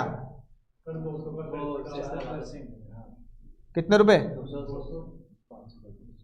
5,200। और यही इन दोनों के लिए समझ में आ गई बात? अभी वहां उसको कर रहे हैं अभी सॉल्व। अब एक अंग्रेज, एक नॉन रेजिडेंट, एक अंग्रेज 3.5, उम्र 60। उसमें सुनना, एक अंग्रेज 3.5 करते उसे अमीर मान लिया। डिस्काउंट हम नहीं देंगे। डिस्काउंट यहां भी नहीं देंगे और डिस्काउंट यहां भी, डिस्काउंट तो देना ही नहीं है। अब ये बताओ 60 की उम्र में क्या उसको 3 लाख की माफी दे दूं? नहीं। इररिस्पेक्टिव ऑफ द एज क्या है? बदला नंबर 1, बदला नंबर 1 लगाओ। माफी कितनी मिलेगी? 2.5 की मिलेगी, तो भी उसका टेस्ट कितना बैठेगा? 5,000। और यहां कितना बैठेगा? 5,200। आखिरी सवाल, एक अंग्रेज 80 साल का, एक अंग्रेज 80 साल का, 80 साल का होने पर अंतरात्मा कहती है 5 की माफी दे दे, पर अंग्रेज को नहीं देनी। तो माफी कितने की मिलेगी? 2.5 की। 2.5 के हिसाब से उसको कितना आएगा टैक्स? 5,000। और इनकम को देख के ऐसा लगता है गरीब है बेचारा, गरीब है, तो गरीब की डिस्काउंट किसको मत दे देना? अंग्रेज को मत देना, है ना? तो डिस्काउंट मिलेगा नहीं। आंसर क्या रहेगा? सेम। अजीब बात है। इसका मतलब अगर कोई नॉन रेजिडेंट है ना, डिस्काउंट दिए बिना इररिस्पेक्टिव ऑफ द एज, उसका आंसर सेम आना है। तुमने तो निकाला 5,200 5,200 5,200 सेम आया, और यहां पे भी तो सेम आया तुम्हारे हिसाब से। तीनों में आंसर, इसका भी आंसर, इसका भी आंसर और इसका भी आंसर सेम ही तो आया है। निहार लो प्यार भरी निगाहों से, जैसे अपनी एक्स को निहारा था। हाँ, अरे क्या याद आ गई ना? देख एकदम से। अरे मत याद दिलाओ, बड़ी मुश्किल से फाउंडेशन निकली है ना भाई? ये एक पेज में पूरा कॉन्सेप्ट है तुम्हारा। अब इसको तुम क्या करोगे? इसको तुम हॉरिजॉन्टल की जगह लैंडस्केप पे बनाना, पेपर के लैंडस्केप पे बनाना, है कि नहीं बात? तो ये पूरा बन जाएगा तुम्हारा, है ना? रिवाइज कर लो एक बार, खोपड़ी में घुमा लो, क्योंकि बहुत सारी चीजें हो गई ना। तुम्हें लग रहा है बहुत सारी चीजें हो गई हैं, है ना? करें फिर से रिवाइज कर लें? तो चलो फाइनल समरी यहां बना देते हैं। अब इसको 2 हिस्सों में बांटते हैं, एक रेजिडेंट और एक नॉन रेजिडेंट। एक हम लोग और एक बाकी बची दुनिया। दुनिया में हर कोई बंदा क्या है? पाकिस्तानी भी हमारे लिए नॉन रेजिडेंट है, बांग्लादेशी भी, श्रीलंका भी और चाइना वाले सब नॉन रेजिडेंट है हमारे, है ना? राइट। और हम क्या हो गए? रेजिडेंट। हालांकि हम अगला जो चैप्टर पढ़ेंगे वो ये पढ़ेंगे, रेजिडेंट कौन, नॉन रेजिडेंट कौन, उसकी कैलकुलेशन सीखेंगे। लेकिन फिलहाल के लिए समझ लेते हैं विदेशी लोग हमारे लिए क्या है? नॉन रेजिडेंट है। रेजिडेंट 2 बातें, 87 और हाँ, एक स्लैब रेट और दूसरा 87 है। नॉन रेजिडेंट 2 बातें, एक स्लैब रेट और दूसरा 87 है। ठीक है, तो पहले नॉन रेजिडेंट का फैसला कर लेते हैं। नॉन रेजिडेंट स्लैब 2.5 के नीचे लिख दो फिक्स ऑल एजेस, और नीचे का लिख दो ऑल एज। 87 है नॉट अलाउड, खत्म बात, अंग्रेज की बात खत्म,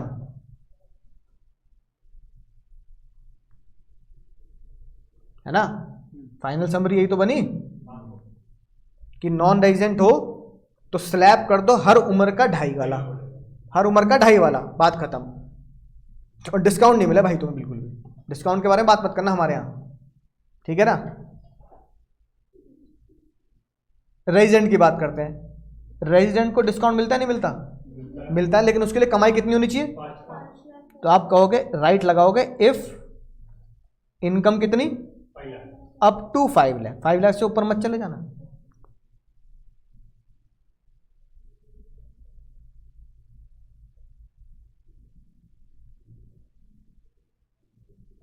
सर 5 लाख डॉट पे तो भी देंगे क्या? हाँ, लेकिन 5 लाख से 10 रुपये ऊपर होते ही खत्म खेल, गई भैंस पानी में, है कि नहीं बात। अब स्लैब पे आते हैं, क्या रेजिडेंट के लिए स्लैब रेट फिक्स है? नहीं, एज के हिसाब से एज के हिसाब से। तो यहां हमें स्लैब तीन बनाने पड़ेंगे। एज वाइज देखना पड़ेगा, है ना। बिलो 60, क्योंकि 60 पे तो फिर बुढ़ापे में आ जाएंगे। एज आप लिखोगे लेस देन 60, फिर क्या लिखोगे 60 एंड लेस देन 80, और यहाँ क्या लिखोगे 80। 60 पे कितना स्लैब, कितनी एग्जम्पशन है? 2.5। यहाँ कितनी है? 3। और यहाँ कितनी है? 5। ये मेरी एग्जम्पशन लिमिट हो गई, लिमिट। बस हो गया तुम्हें याद। अब कोई भी क्वेश्चन आ जाए इसके हिसाब से सॉल्व कर देना। क्वेश्चन में लिखा हुआ है नॉन रेजिडेंट, तो बस फिर सीधा तुम्हारा खोपड़ी तुम्हें यहां घूमनी चाहिए, तुम्हारी खोपड़ी कि स्लैब में 2.5 दूंगा, डिस्काउंट दूंगा, नहीं, बात खत्म। अगर क्वेश्चन में लिखा हुआ है रेजिडेंट, तो खोपड़ी फिर इस तरफ घूमनी चाहिए, स्लैब में उम्र लगाऊंगा और डिस्काउंट दूंगा। बस। अब जो तुम्हें लग रहा था ना कि बहुत सारा दिमाग में हौच पौच हो गया, बहुत सारी चीज बता दी सर आपने, तो आज धमाका कर दिया, है कि नहीं बात। अब आसान लग रहा होगा। कुछ भी नहीं करना, सिर्फ इस डायग्राम को फॉलो करना है बस। भाई यही समरी है, यही तो कह रहा हूं तुम्हें, हर चैप्टर की ये समरी बनानी है ना। आधे आधे पेज में चैप्टर खत्म हो गया, आधे पेज में टैक्स लायबिलिटी का ओल्ड स्लैब खत्म हो गया। सिर्फ कितने पेज में? आधे पेज में। यही तो है बस। वही ओल्ड क्या है? उम्र के हिसाब से स्लैब, डिस्काउंट 87 है, रेजिडेंट नॉन रेजिडेंट। तो इसे आधे पेज में बनाओगे तो ओल्ड स्लैब तुम्हारा आधे पेज में, आधे पेज में नया स्लैब, तो एक पेज में क्या हो गया? स्लैब रेट वाला चैप्टर खत्म, है ना। कोई क्वेश्चन नोट करना है तो क्वेश्चन नोट कर लो, जब फोटो लेनी है तो फोटो ले लो, और छोटा कर देता हूं देखो। या तो घर के किसी उस पे बना लेना कॉपी पे, या कोई चार्ट आता है थोड़े बड़े पे बना लेना। वैसे लैंडस्केप पे बनाओगे तो आ जाएगा। मुद्दा ये है मेन मुद्दा। और ये है बस कि भाई मुझे कैलकुलेशन भी आती है, तो मैंने कैलकुलेशन करके देख ली। कोई भी क्वेश्चन आ जाए, है ना, तुम उसे आसानी से कर सकते हो।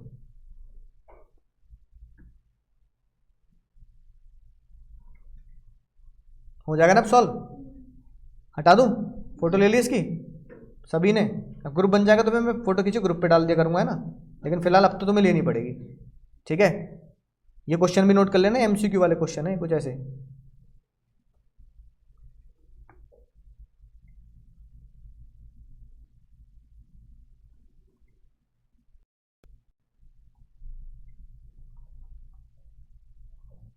ये रहा। तो चाहे पढ़ो या मत पढ़ो उससे कोई फर्क नहीं पड़ता, है ना। ये लिखी बात। डिस्काउंट नंबर 87 है, अमाउंट 12,500, ये भी पढ़ाऊंगा बाद में, है ना। ये क्या चीज़ है, ये क्वेश्चन होमवर्क हो जाएगा। कुछ अभी कर लेंगे, कुछ होमवर्क कर लेंगे। मान लो 3 लोग हैं, कौन कौन है 3 लोग, है ना। अमिताभ बच्चन, ऐश्वर्या राय और अभिषेक बच्चन। अब मान लो अमिताभ बच्चन हो गए हमारे 78 79 के, मान लेते हैं, एग्जैक्ट उम्र नहीं पता, मान लो 78 ईयर्स के, अज्यूम कर रहे हैं, है ना। ऐश्वर्या राय और Abhishek Bachchan below 60, less than 60। तो अब तुम बताओ ऐश्वर्या राय के लिए कैलकुलेशन अलग करूं क्या? 7 लाख पर जो ऐश्वर्या राय के लिए टैक्स बैठेगा वही किसके लिए बैठेगा?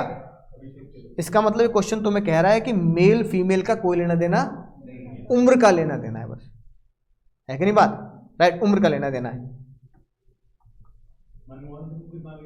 मनमोहन सिंह जी तो 80 प्लस है। हाँ,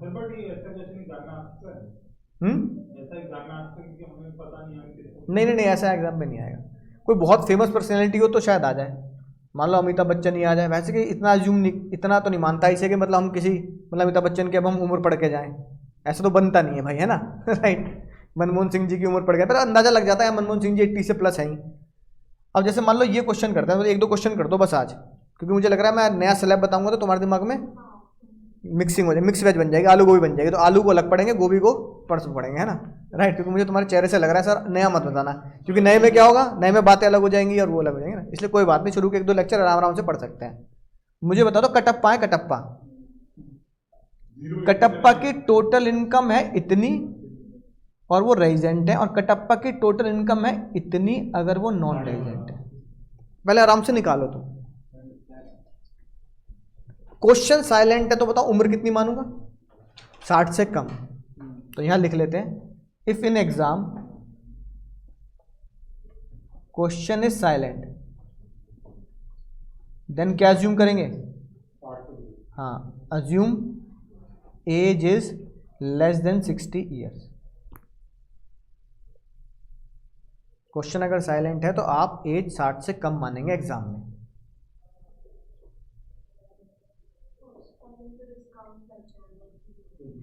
तो पहले तुम आंसर बताओ, ऑनलाइन वाले बताएंगे आंसर। तो 0 है और उसका 12.5 है, ये 12.5 का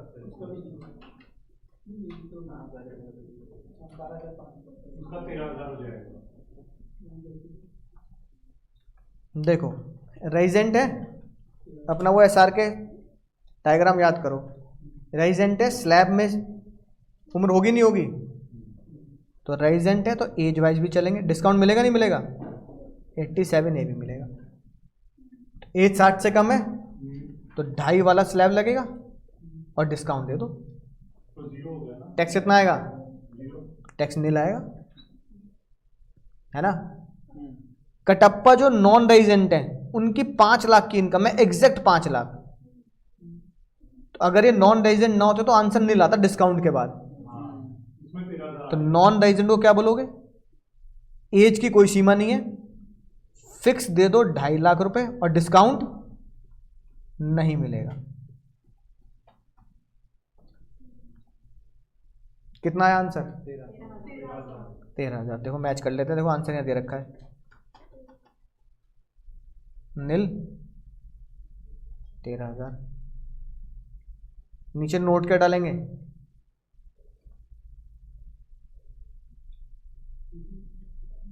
है ना, नील है कि नहीं बात। चलो ये वाले देख लेते हैं। Kattappa resident 80, Kattappa non resident 80। Sir non resident 80 में तो सीधा 13,000 हो जाएगा। नहीं आराम से निकालो, कोई जल्दबाजी नहीं, आराम से। घर जाके जो मैं प्रैक्टिस हो जाएगी इन सब की तो तुम टिप्स पे निकाल सकते हो। रेजिडेंट है तो लिख दूं, सर 20,800। रेजिडेंट है 80 साल पे, एग्जम्पशन कितनी है? 5 लाख की एग्जेम्पशन, 1 लाख की एक्सटेंड का 1 लाख डिस्काउंट मिलता है? नहीं, इसको क्यों मिलेगा? 5,800 रुपये। हाँ, एक बात ध्यान रखना, बहती इनकम में हाथ बदलो, रेजिडेंट को डिस्काउंट मिलेगा मिलेगा, रेजिडेंट को डिस्काउंट तो मिलेगा अगर इनकम कितनी हो। 5 लाख डिस्काउंट। हाँ, तो यहाँ 87 ए नहीं मिलेगा। क्यों नहीं मिलेगा? As income is greater than 5 lakh. तो डिस्काउंट गरीब को मिलता है, रेजिडेंट को मिलता है ऐसा नहीं है, रेजिडेंट को मिलता है पर रेजिडेंट गरीब होना चाहिए। नॉन रेजिडेंट सर इसके तो सीधे 12.5 प्लस 4% 2.5 लाख वाला फिक्स। और दूसरी बात क्या?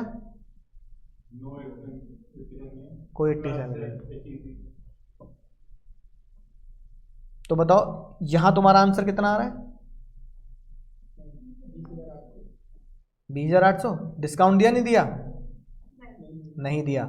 और यहां तुम्हारा आंसर कितना आ रहा है? 13,500, 13,000 है ना, 13,000। तो 20,800, 13,000। क्वेश्चन नंबर 10 और 11 चेक करते हैं सर। 20,800 बहुत बढ़िया, तालियां बच्चे रहनी चाहिए। दर्शकों में काफी उत्साह देखने को मिल रहा है ना। और ये बिल्कुल सही जगह, दर्शक बिल्कुल उत्साहित है, बिल्कुल सही निकाला है। बात समझ में आ गई? तब तुम फिर तो कोई भी एज का कर सकते हो। अब तुम समझिए, प्रैक्टिस क्वेश्चन है, सॉल्यूशन है, अपना घर पे जाके क्या करना है। अच्छा बुक नहीं है अभी? है रुको अभी क्लियर कर देता हूँ, फिर फोटो ले लेना।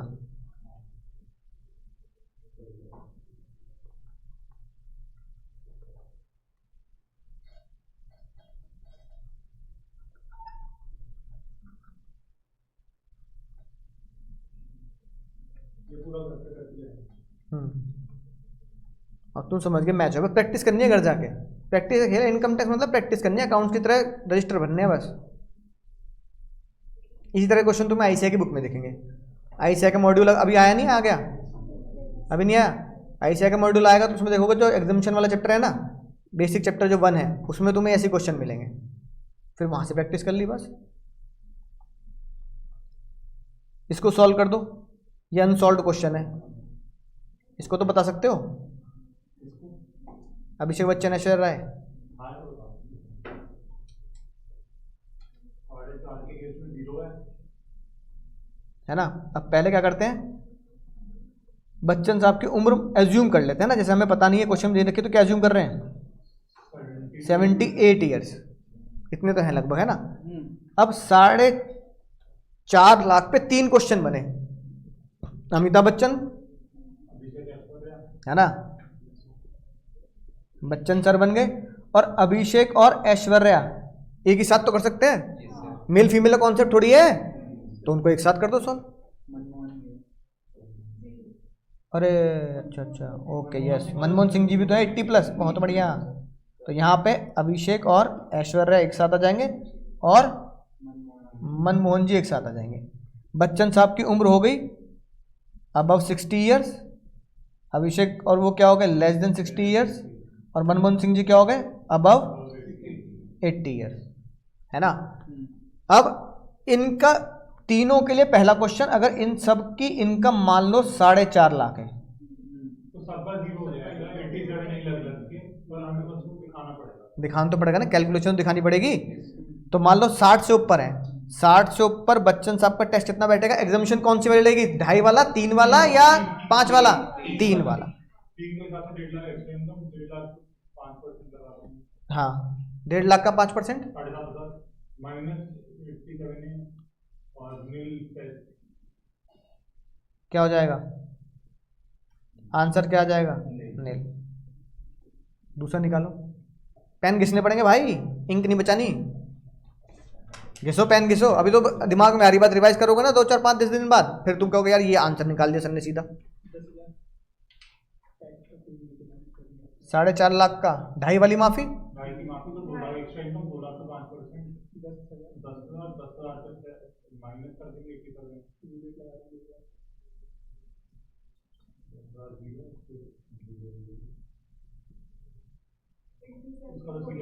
यहाँ तो 87 ही लगेगा, यहाँ पे तो स्लैब ही 5 का है।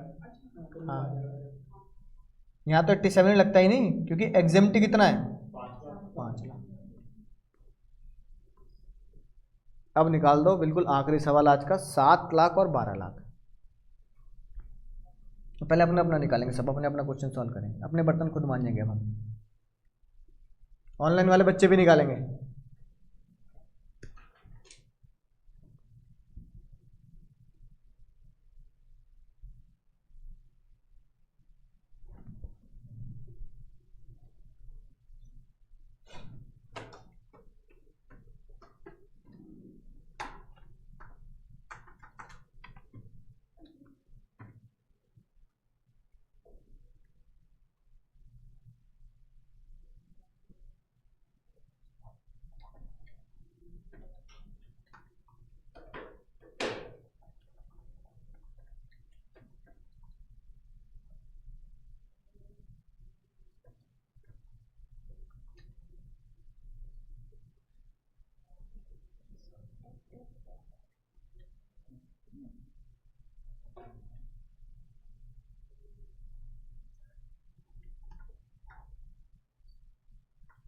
तीसरे केस में 12 लाख की इनकम।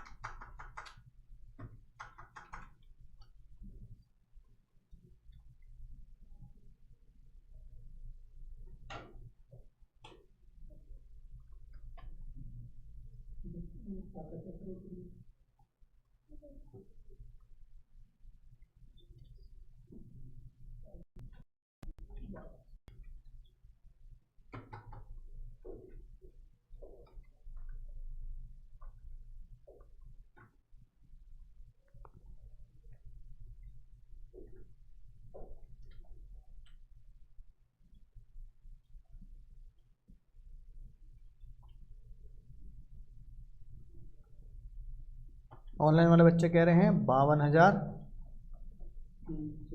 54,600 और 41,600।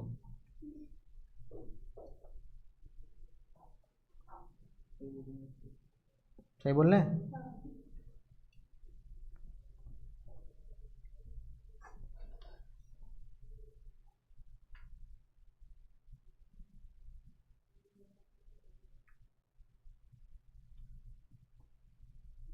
रशीद भाई कह रहे हैं सही।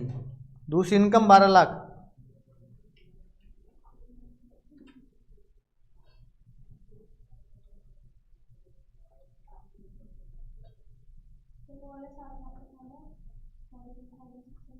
फोर्टी वन 600 कैसे आया? हाँ, 12 लाख बच्चन साहब के लिए, 12 लाख अभिषेक बच्चन के लिए और 12 लाख मनमोहन सिंह जी के लिए, तो कितना टैक्स आएगा? सर अभिषेक बच्चन की केस में 179,400। तीनों निकाल लो पहले, तीनों।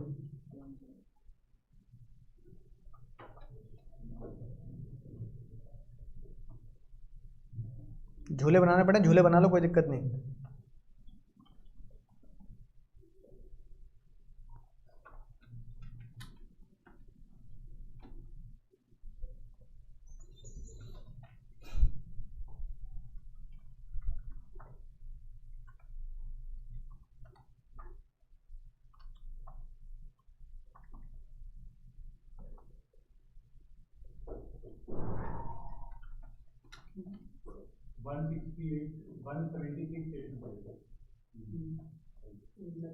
बच्चन साहब के लिए बच्चन साहब के लिए 176,400। अभिषेक बच्चन के लिए कितना? सर 179,400। और डॉक्टर साहब के लिए 166,400। मैच कर रहा है?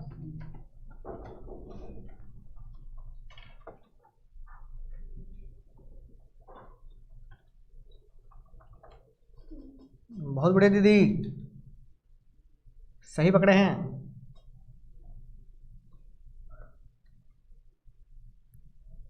सिंपल बोलो, सिंपल सर।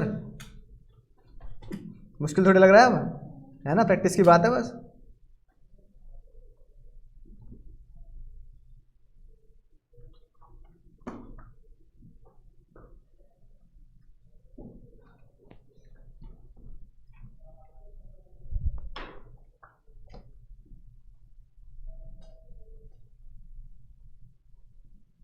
मैच कर गया सबका?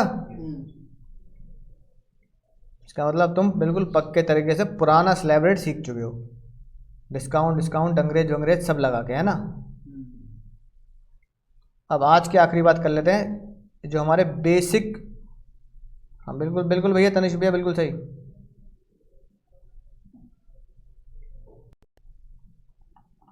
बेसिक चैप्टर की, है ना? अब ये बताओ, जो बेचारा टैक्स भर रहा है, जिसका तुमने टैक्स लायबिलिटी निकाली, दद्दू के लिए, अंग्रेज के लिए, उस बेचारों को क्या नाम देंगे? इस प्यार को क्या नाम दें? तो ताई ने कहा इस प्यार को कुछ तो नाम देना पड़ेगा भाई, इस प्यार को कुछ तो नाम देना पड़ेगा। तो ताई ने इस प्यार को पता क्या नाम दिया? जो भी बंदा दुनिया में होगा और वो इंडिया में आके कमाने और टैक्स भरने लायक होगा, तो इस प्यार को हम नाम देंगे एसएससी।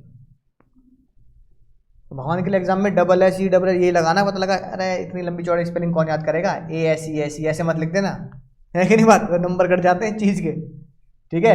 तो उस प्यार को क्या नाम देंगे सर? एसएससी। यानी तुम भी एसएससी, मैं भी एसएससी, है ना? हमारे दद्दू भी एसएससी। हम सबको एक ही कैटेगरी, एक ही तराजू में तोल रखा है। हमारे पिताजी भी एसएससी और हमारे होने वाले बच्चे और उनके बच्चे भी एसएससी। सब कौन है? एसएससी। तो हमने कहा ताई कम से कम इतना तो लिहाज कर लो, बता दो तो सब एसएससी है, तो उसे डिफरेंशिएट कैसे करेंगे? तो ताई ने बोला एसएससी कौन होगा? एसएससी वो पर्सन होगा जो क्या भरेगा? एनी टैक्स, जो टैक्स देगा हमारे देश में। फिर ताई ने बोला या फिर वो क्या देगा? एनी अदर सम। अब मुद्दा यह है सर, ये एनी अदर सम क्या होता है? एनी अदर सम क्या होता है भाई बहनों? एनी अदर सम क्या होता है? टैक्स के अलावा और क्या दूंगा मैं ताई को?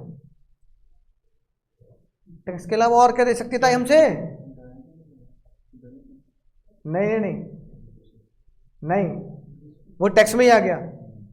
जीएसटी इनडायरेक्ट टैक्स, हम इनकम टैक्स पढ़ रहे हैं।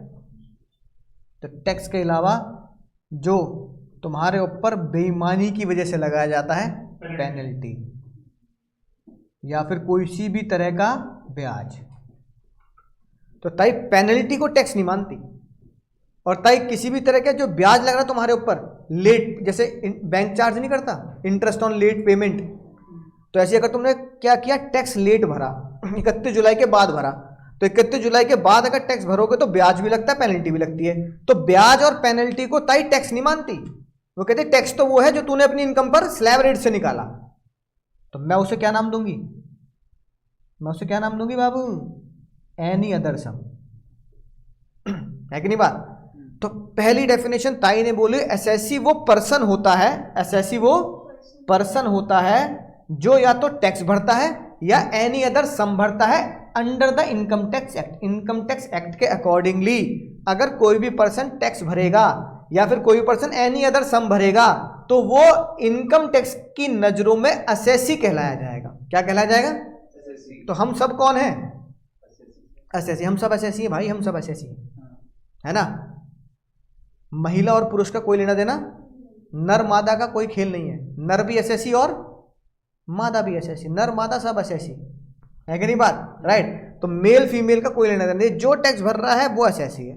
अब बात आई सर, पहली बात ये होगी, फिर ए पॉइंट पे क्या लिखा है? इंक्लूड। क्या लिखा है भाई? इंक्लूड। इंक्लूड का मतलब समझते हो? कुछ डेफिनेशन होती है इंक्लूसिव और कुछ डेफिनेशन होती है एक्सक्लूसिव। इंक्लूसिव डेफिनेशन समझते हो? इंक्लूसिव डेफिनेशन का मतलब है जो तुम्हें बता दिया या जो तुम्हें पता है वो तो पता ही है, इसके अलावा ये भी है। जैसे मैं तुमसे बोलूं Virat Kohli include singing, Virat Kohli include sing, तुम विराट कोहली के आगे, विराट कोहली के बारे में क्या जानते हो? नहीं, तुम क्या जानते हो? गाना गाते हो तो मैंने बताया तुम्हें कि वो गाना भी गा लेता है। तुम क्या जानते हो? इसका मतलब विराट कोहली क्रिकेट खेलता है ये बताने की जरूरत नहीं है। मैं तो वो बताऊंगा जो चीजें वो और चीजें भी करता है जो लोगों को पता नहीं। तो तुम मुझसे पूछो विराट कोहली, तुम कहो भाई क्रिकेट खेलता, तुम्हें पता ही है कि नहीं बात। इंक्लूड सिंगिंग तो वो होती है इंक्लूसिव डेफिनेशन, जिसमें नई बात बताई जाती है और जो जर्नल बात है वो बताने की जरूरत नहीं होती, है ना। और जो एक्सक्लूसिव डेफिनेशन होती है उसमें वर्ड लिखा होता है मीन्स। क्या लिखा होता है? मीन्स। मतलब जो है यही है, इसके अलावा अपना दिमाग मत है ना लगाना, अपने घुटने अपने पास रखो, दिमाग चलाने की जरूरत नहीं है, ठीक है। बात समझ में आ गई? तो एसएससी का मतलब जो तुम सोचते हो वो तो है ही, और हम क्या सोचते हैं? जो टैक्स भरता है या पेनल्टी भरता है। एसएससी का मतलब इंक्लूड ये भी होगा, एसएससी का मतलब ये भी होगा। सर कौन होगा? सुनेंगे ध्यान से। हर एक बंदा असेसी कहलाया जाएगा, चाहे उससे टैक्स भराओ ना भराओ, अगर उसके ऊपर इनकम टैक्स का केस चल रहा है। क्या चल रहा है? अब भाई कैसे?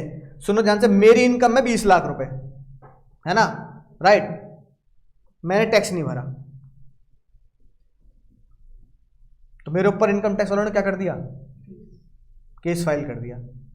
तू प्रूफ कर कि तेरे 20 लाख पे टैक्स क्यों नहीं बनता, है कि नहीं बात, राइट। अब जान लो मेरी इनकम 5 लाख में टैक्स नहीं भर रहा, तो मैं प्रूफ कर दूंगा रिबेट लगा के नहीं बन रहा, है कि नहीं बात। तो इनकम टैक्स डिपार्टमेंट ने, ताई ने मेरे ऊपर केस कर दिया, 20 लाख में तुमने ऐसा क्या क्या क्या क्या कर दिया, कहां इन्वेस्टमेंट कर दिया, क्या कर दिया कि as per income tax act तेरा टैक्स ही ना बन रहा 20 लाख में भी,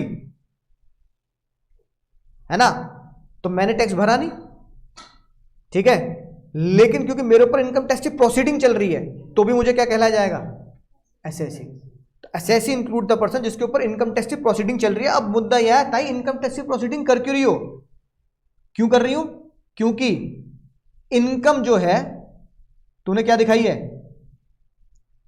जरूर कम दिखाई है ना, तभी तो इनकम टैक्स मेरे ऊपर केस करेगा। लॉस तूने क्या दिखाया होगा? कम या ज्यादा? लॉस ज्यादा दिखाएगा तभी तो टैक्स कम दूंगा, है कि नहीं बात, राइट। या फिर रिफंड के लिए तूने अप्लाई किया होगा जितना तेरा रिफंड था नहीं, या फिर तू कह रहा है रिफंड मुझे और दो। तो ताई ने बोला इनकम टैक्स की प्रोसीडिंग चल रही है इन 3 चीजों में से किसी भी चीज की कैलकुलेशन के लिए, है ना। इनकम टैक्स ने तेरे ऊपर केस किया या तूने इनकम टैक्स के ऊपर केस किया? क्यों? तेरी इनकम कम है लेकिन तुझसे टैक्स ज्यादा मांग रहे हैं, है ना। इनकम टैक्स वालों को लग रहा है तेरी इनकम ज्यादा है लेकिन तूने जानबूझकर कम दिखाई है, तो तेरे ऊपर केस चलेगा, है ना। तुमने लॉस दिखाया, इनकम टैक्स को क्या लग रहा है? लॉस ज्यादा दिखाया तूने, है ना। लॉस कौन दिखाता है? बिजनेस वाला, पीएनएल बनाना है। बिजनेस, जब हम बिजनेस के बारे में सीखेंगे ना तब, पीएनएल में तुमने लॉस ज्यादा दिखाया। ताई कह रहे लॉस क्यों दिखा रहा भाई? तुम कह रहे हो लॉस है इसलिए दिखा रहा हूं। ताई ने कहा झूठ बोल रहा है, लॉस इसलिए दिखा रहा है ताकि तेरे को क्या क्या ना देना पड़े? टैक्स ना देना पड़े। प्रॉफिट आएगा तो टैक्स भरेगा, लॉस आएगा टैक्स भरेगा नहीं। केस कर दिया ताई ने। या फिर तुम्हारा रिफंड बनता है कुछ इनकम टैक्स डिपार्टमेंट से, है ना, तो ताई तुम्हारे ऊपर केस कर रही है, कोई रिफंड ना बन रहा। फालतू बातें मत कर, रिफंड बन रहा है, रिफंड बन रहा है। या तुम इनकम टैक्स के ऊपर केस कर रही हो, रिफंड बन रहा है, रिफंड बन रहा है, मैं प्रूफ करूंगा रिफंड बन रहा है कि नहीं बात। तो बड़े बड़े ऐसे केस करते हैं, किसी को 50 लाख का, 50 करोड़ का, 100 करोड़ का रिफंड बन रहा हो, अरे केस नहीं करेगा वो, है ना। या फिर कोई मांग रहा हो रिफंड 100 करोड़ का, तो ताई केस करे, क्यों मांग रहा तू, इतना तो बनता नहीं तेरा। तो केस लड़े जाते हैं इनकम टैक्स के। जहां इनकम टैक्स के केस लड़े जाते हैं उन्हें बोलते हैं ITAT। क्या बोलते हैं? ITAT की फुल फॉर्म होती है इनकम टैक्स अपीलेट ट्रिब्यूनल। क्या फुल फॉर्म होती है? Income tax appellate tribunal. तो पहले केस यहां फाइल किए जाते हैं। यहां से भी अगर झगड़ा सॉल्व नहीं हो, उसके बाद हाई कोर्ट और सुप्रीम कोर्ट में जाया जाता है। लेकिन most of the cases ITAT में ही सुलझा दिए जाते हैं। ITAT is the special department, special court just to solve the only income tax case. ऐसी प्रकाश भाई तुम्हें पढ़ाएंगे कि अगर तुम कंपनी लॉ पढ़ोगे तो वहां के केस जाते हैं NCLT में, नेशनल कंपनी लॉ ट्रिब्यूनल। ठीक है, कि जितने भी कंपनी के एक्ट के अंदर जो केस लॉ लड़े जा रहे हैं, केस लड़े जा रहे हैं, वो सारे सॉल्व कर दिए जाते हैं लगभग NCLT में। NCLT में तुम्हें कोई दिक्कत नजर आ रही है तो तुम हाई कोर्ट सुप्रीम कोर्ट जाते हो। तो हमें NCLT का लेना देना नहीं है, NCLT प्रकाश सर के बारे में पढ़ाएंगे, हमें लेना देना है ITAT। अब ITAT में केस कब जाने हैं, क्यों जाने हैं, पूरी डिटेलिंग आप CA फाइनल में पढ़ेंगे। Income tax appellate tribunal, income tax का वो ट्रिब्यूनल, ट्रिब्यूनल मतलब कोर्ट, अपीलेट मतलब जहां मैं अपनी शिकायत या अपील करूंगा, तो income tax appellate tribunal, short में ITAT बोला जाता है। तो ये जितने भी केस है ना हमारी प्रोसीडिंग की, जितनी भी प्रोसीडिंग चल रही है, ये सारी प्रोसीडिंग ITAT में चलेगी। क्यों चलेगी? कि तूने या तो इनकम ज्यादा दिखाई, या ताई कह रही है तूने लॉस ज्यादा दिखा दिया, या इनकम तूने कम दिखाई, या तो रिफंड ज्यादा मांग रहा है। मैं ताई के ऊपर इनकम टैक्स के ऊपर केस कब करूंगा? जब मुझे लगता है कि मेरी इनकम कम है, ताई जबरदस्ती ज्यादा बढ़ा रही है, मेरा लॉस ज्यादा है, ताई जबरदस्ती लॉस कम कर रही है, मेरा रिफंड बनता है, ताई दे नहीं रही। तो दोनों में से जिसका मसला हो वो केस कर देगा। जो केस करेगा है, जिसके ऊपर केस हो रहा है, उसे क्या बोला जाता है? असेसी। क्या बोला जाता है बाबू? असेसी। बोलो, ए पॉइंट समझ में आया? तो पहला, असेसी मीन्स द पर्सन जो टैक्स भरता है या एनी अदर सम भरता है। दूसरा, असेसी कौन होता है? जिसके ऊपर केस चल रहा होता है, इनकम टैक्स की प्रोसीडिंग चल रही होगी। तीसरा, सुनना, बड़ा मजेदार पॉइंट, चलो पहले ही बताता हूं, असेसी इन डिफॉल्ट, है ना। एक उस बंदे को भी असेसी बोलेंगे जो इनकम टैक्स के अकॉर्डिंगली डिफॉल्ट कर दे। जैसे तुमने ब्याज नहीं भरा, जैसे बैंक वाले क्या बोलते हैं, डिफॉल्टर बोल देते हैं ना, है ना। तुमने EMI ली, EMI का ना प्रिंसिपल भरा ना ब्याज भरा लोन का, तो तुम्हें क्या बोल देंगे? डिफॉल्टर। ऐसे तुम्हारे ऊपर कोई इंटरेस्ट लगना है इनकम टैक्स के अकॉर्डिंगली, तुमने इंटरेस्ट नहीं भरा, तो तुम्हें क्या बोल देंगे? असेसी इन डिफॉल्ट, है कि नहीं बात? राइट। ये बड़ी अजीब सी बात है, सुनना ध्यान से, बड़ी मजेदार बात है। Every person who is deemed, वो असेसी है नहीं भाई लोगों, लेकिन उसे डीम्ड बोले तो मान ना मान, मैं तेरा मेहमान, डीम्ड बोले तो मानना पड़ेगा। पता है कब? सोचो, ऐसा कौन सा केस होगा कि तुम एसएससी हो नहीं पर तुम्हें जबरदस्ती एसएससी मान लिया जाएगा? सर मेरा कोई प्रीवियस केस चल रहा पर आज नहीं, वो तो तुम यही कवर हो जाओगे, केस चल रहा होगा तो। बोलो, एसएससी हो नहीं पर एसएससी माना जाएगा ना। इनकम एक्ट के अंदर सब आते हैं, इनकम टैक्स एक्ट के अंदर। अगर टैक्स की लाइबिलिटी पता किसके ऊपर लग रही हो? क्या नाम है भाई तुम्हारा, बताओ। छोटे यस पे लग रही हो या छोटी यस पे लग रही हो? हाँ, बच्चों पर लग रही हो। अरे तो बचपन में सीख के आए ना, कॉन्ट्रैक्ट फाउंडेशन बचपन में 18 साल तक। पेरेंट्स लाइफ तो यानी 18 साल तक तुम इनकम टैक्स में रिटर्न कैसे भर दोगे जब 18 साल तक तुम्हारा पैन कार्ड ही नहीं बना? इनकम टैक्स रिटर्न भरने के लिए क्या जरूरी है? Pan card. तो उसके जो माँ बाप होंगे, और अगर माँ बाप जिंदा नहीं है तो उसके जो गार्जियन होंगे, उन्हें बोला जाएगा deemed SSC. For example, best example यही है कि भाई एक बार बताओ, अंडर 18 वर्ल्ड कप चल रहा है या अंडर 14 वर्ल्ड कप चल रहा है, तो जो क्रिकेट के बच्चे खेल रहे हैं वो है तो बच्चे, तो क्या उनकी कमाई नहीं होती होगी? है कि नहीं बात? अब मान लो किसी फिल्म में, है ना, एक बच्चे ने रोल निभाया। अब वो बच्चा है मान लो 6-7 साल का, तो 6-7 साल का बच्चा जो फिल्म में एक्टिंग कर रहा है, क्या उनकी कमाई नहीं होती होगी? फिर एक आता है Indian Idol junior. Indian Idol junior आता है। अब इंडियन आइडल जूनियर में कोई 8 साल का बच्चा, 10 साल का बच्चा, 12 साल का बच्चा गाना गा रहा है, जीत गया, तो क्या उनकी कमाई नहीं होती होगी? एक आता है केबीसी जूनियर, उसमें पैसे नहीं बोलते, पॉइंट्स बोलते हैं, पर होते तो पैसे ही हैं, तो उनकी कमाई नहीं होती होगी? अब मान लो केबीसी में इंडियन आइडल ने एक बच्चे ने 10 लाख रुपए जीत लिए, तो ताई छोड़ देगी? ये सोच के तू बच्चा है, बच्चे मन के सच्चे, है ना? होते हैं, कह रही नहीं होते है कि नहीं बात? तो बच्चे मन के सच्चे भले ही हो, है ना? हाँ हाँ भैया, करण भैया बिल्कुल सही बात, बच्चे मन के सच्चे भले ही हो, है कि नहीं बात? राइट। लेकिन वो टैक्स के लिए माफ कर दीजिए ऐसा नहीं है। तो ताई कह रही 10 लाख रुपए कमा लिए, है ना, टैक्स भरो, माँ बाप भरेंगे टैक्स। तो मम्मी पापा को बच्चे के लिए कब बोला गया?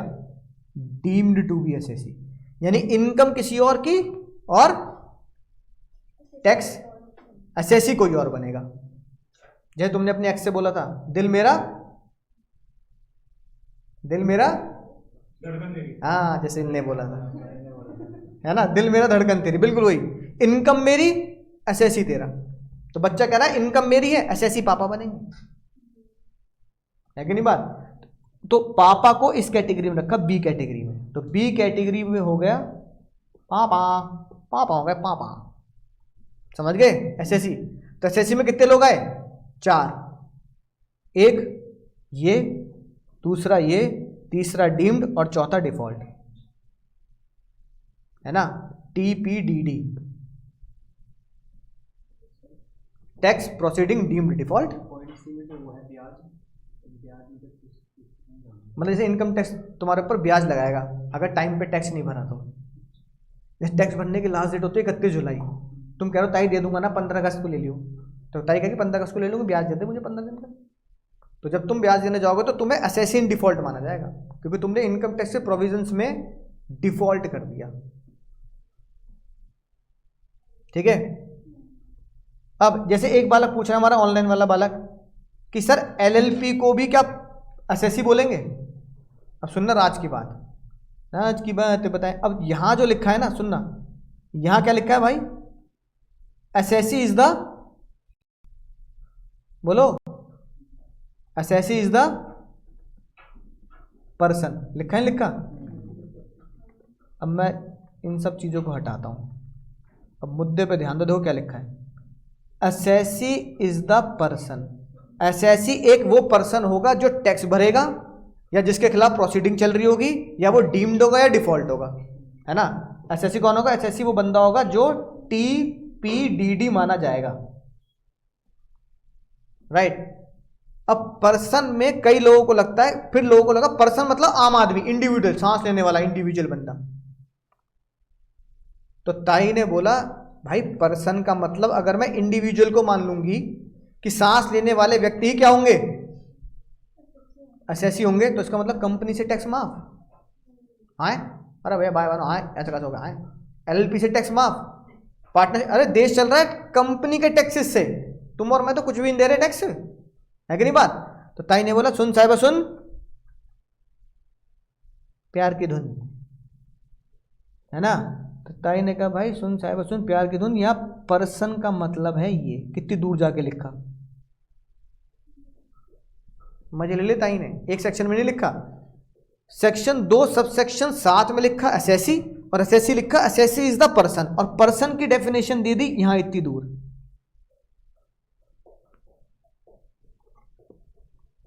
समझ रहा है विनोद? समझ गए ना?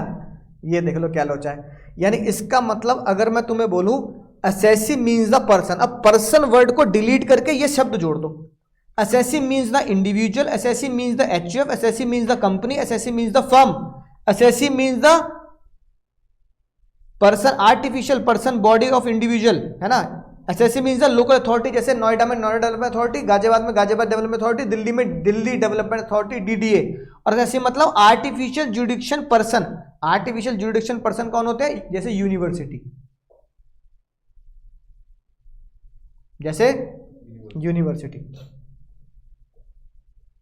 है कि नहीं बात?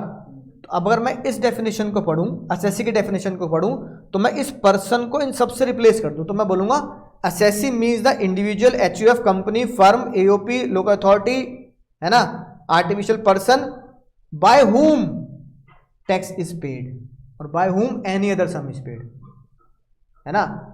तो ताई ने क्या किया? पर्सन वर्ड लिख दिया और कह दिया पर्सन के बारे में पढ़ना हो ना 231 पहुंच जाइयो। असेसी के बारे में पढ़ना हो तो 2 साथ में पढ़ियो। 2 साथ में लिखा है असेसी एक पर्सन होता है, तो लोगों ने पूछा पर्सन कौन, तो ताई ने बोला 231 में असेसी पर्सन मतलब ये सारे लोगों को मैं पर्सन मानती हूं, दीज ऑल आर पर्सन। और यही वो पर्सन है जो मैंने 2 साथ में लिख दिए, यहां लिख दिए ताई ने,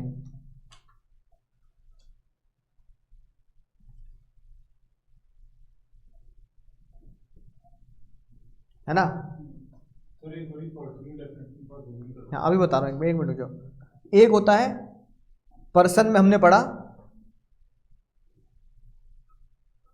बॉडी ऑफ इंडिविजुअल, ये लिखा ना बॉडी ऑफ इंडिविजुअल। अब ये बताओ इंडिविजुअल मतलब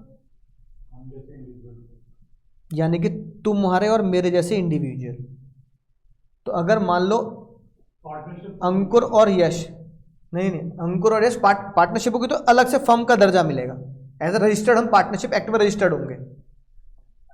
तुम और मैं बिना पार्टनरशिप करे बिजनेस कर रहे हैं, तो तुम्हें और मुझे क्या बोला जाएगा? Body of individual. अगर तुम और मैं एचयूएफ नहीं है, तुम और मैं कंपनी नहीं है, तुम और मैं फर्म नहीं है, तो तुम और मैं कौन है? बीओआई। तुम और मैं बॉडी ऑफ इंडिविजुअल है। मान लो मैं और पराग सर मिलकर पढ़ा रहे हैं, है ना, तो मैंने और पराग सर ने मिलकर काम किया और हमने कंपनी बना ली, private company RKG private education. तो मैं और पराग सर अब अलग अलग नहीं है, अब क्या हो गया? अब हम आरकेजी क्या हो गए? कंपनी हो गई। लेकिन मान लो मैं और पराग सर क्या कर रहे हैं? कंपनी नहीं बनाई, ना फर्म बनाई, है ना, कोई अलग से कोई दर्जा नहीं किया हमने, ना हम एचयूएफ हैं। तो मुझे और पराग सर को अगर मिलके बिजनेस करना है तो मुझे क्या दर्जा दिया जाएगा इनकम टैक्स एक्ट में? Body of individual. बात समझ में? क्या दिया जाएगा? Body of individual. और एक वर्ड समझ गए? बॉडी ऑफ इंडिविजुअल एक वर्ड होता है।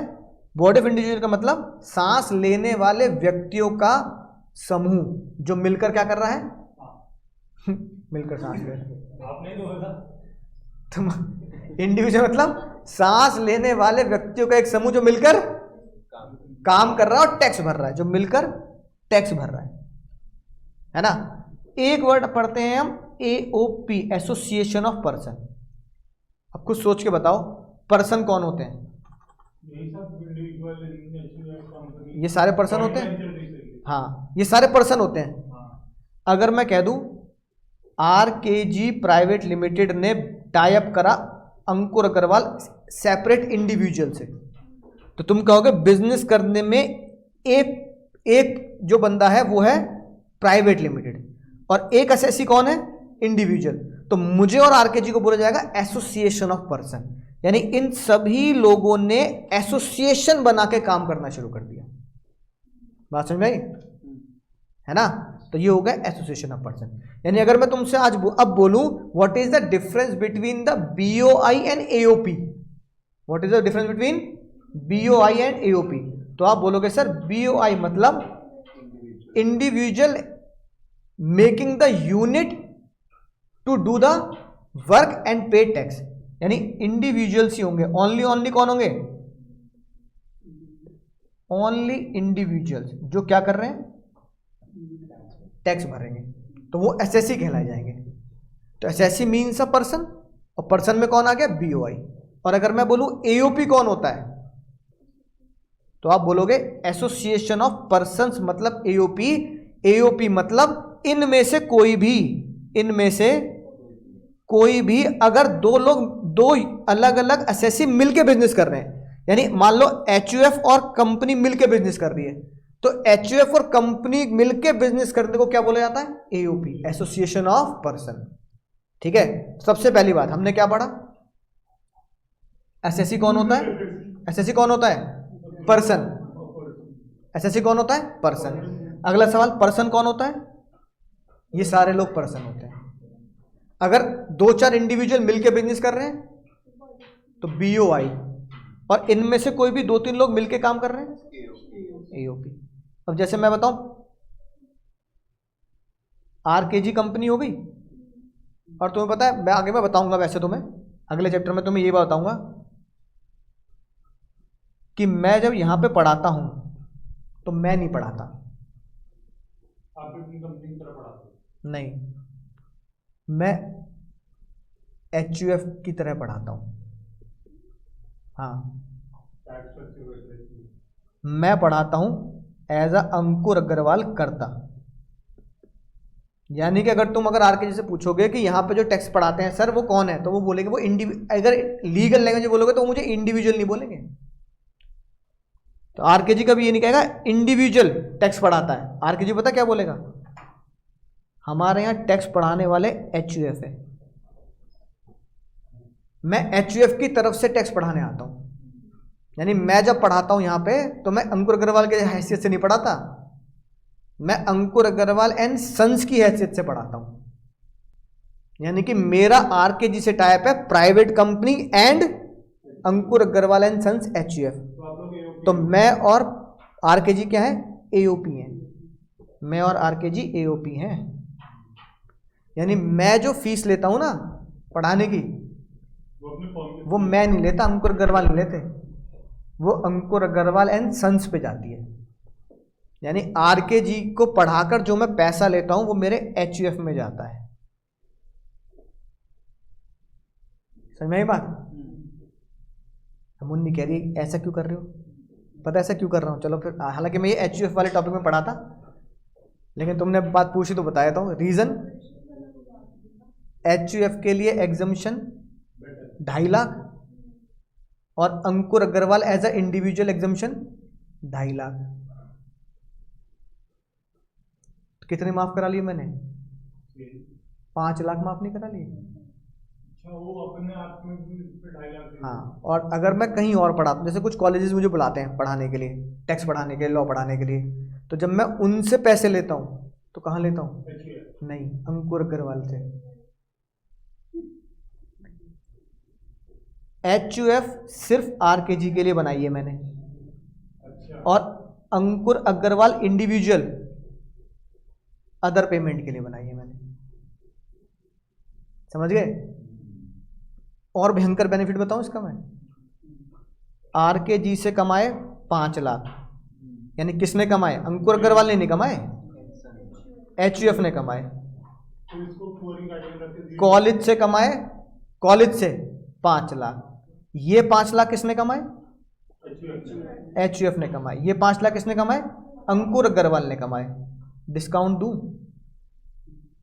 हाँ, और डिस्काउंट दूं, हाँ, 10 लाख माफ करा लिए।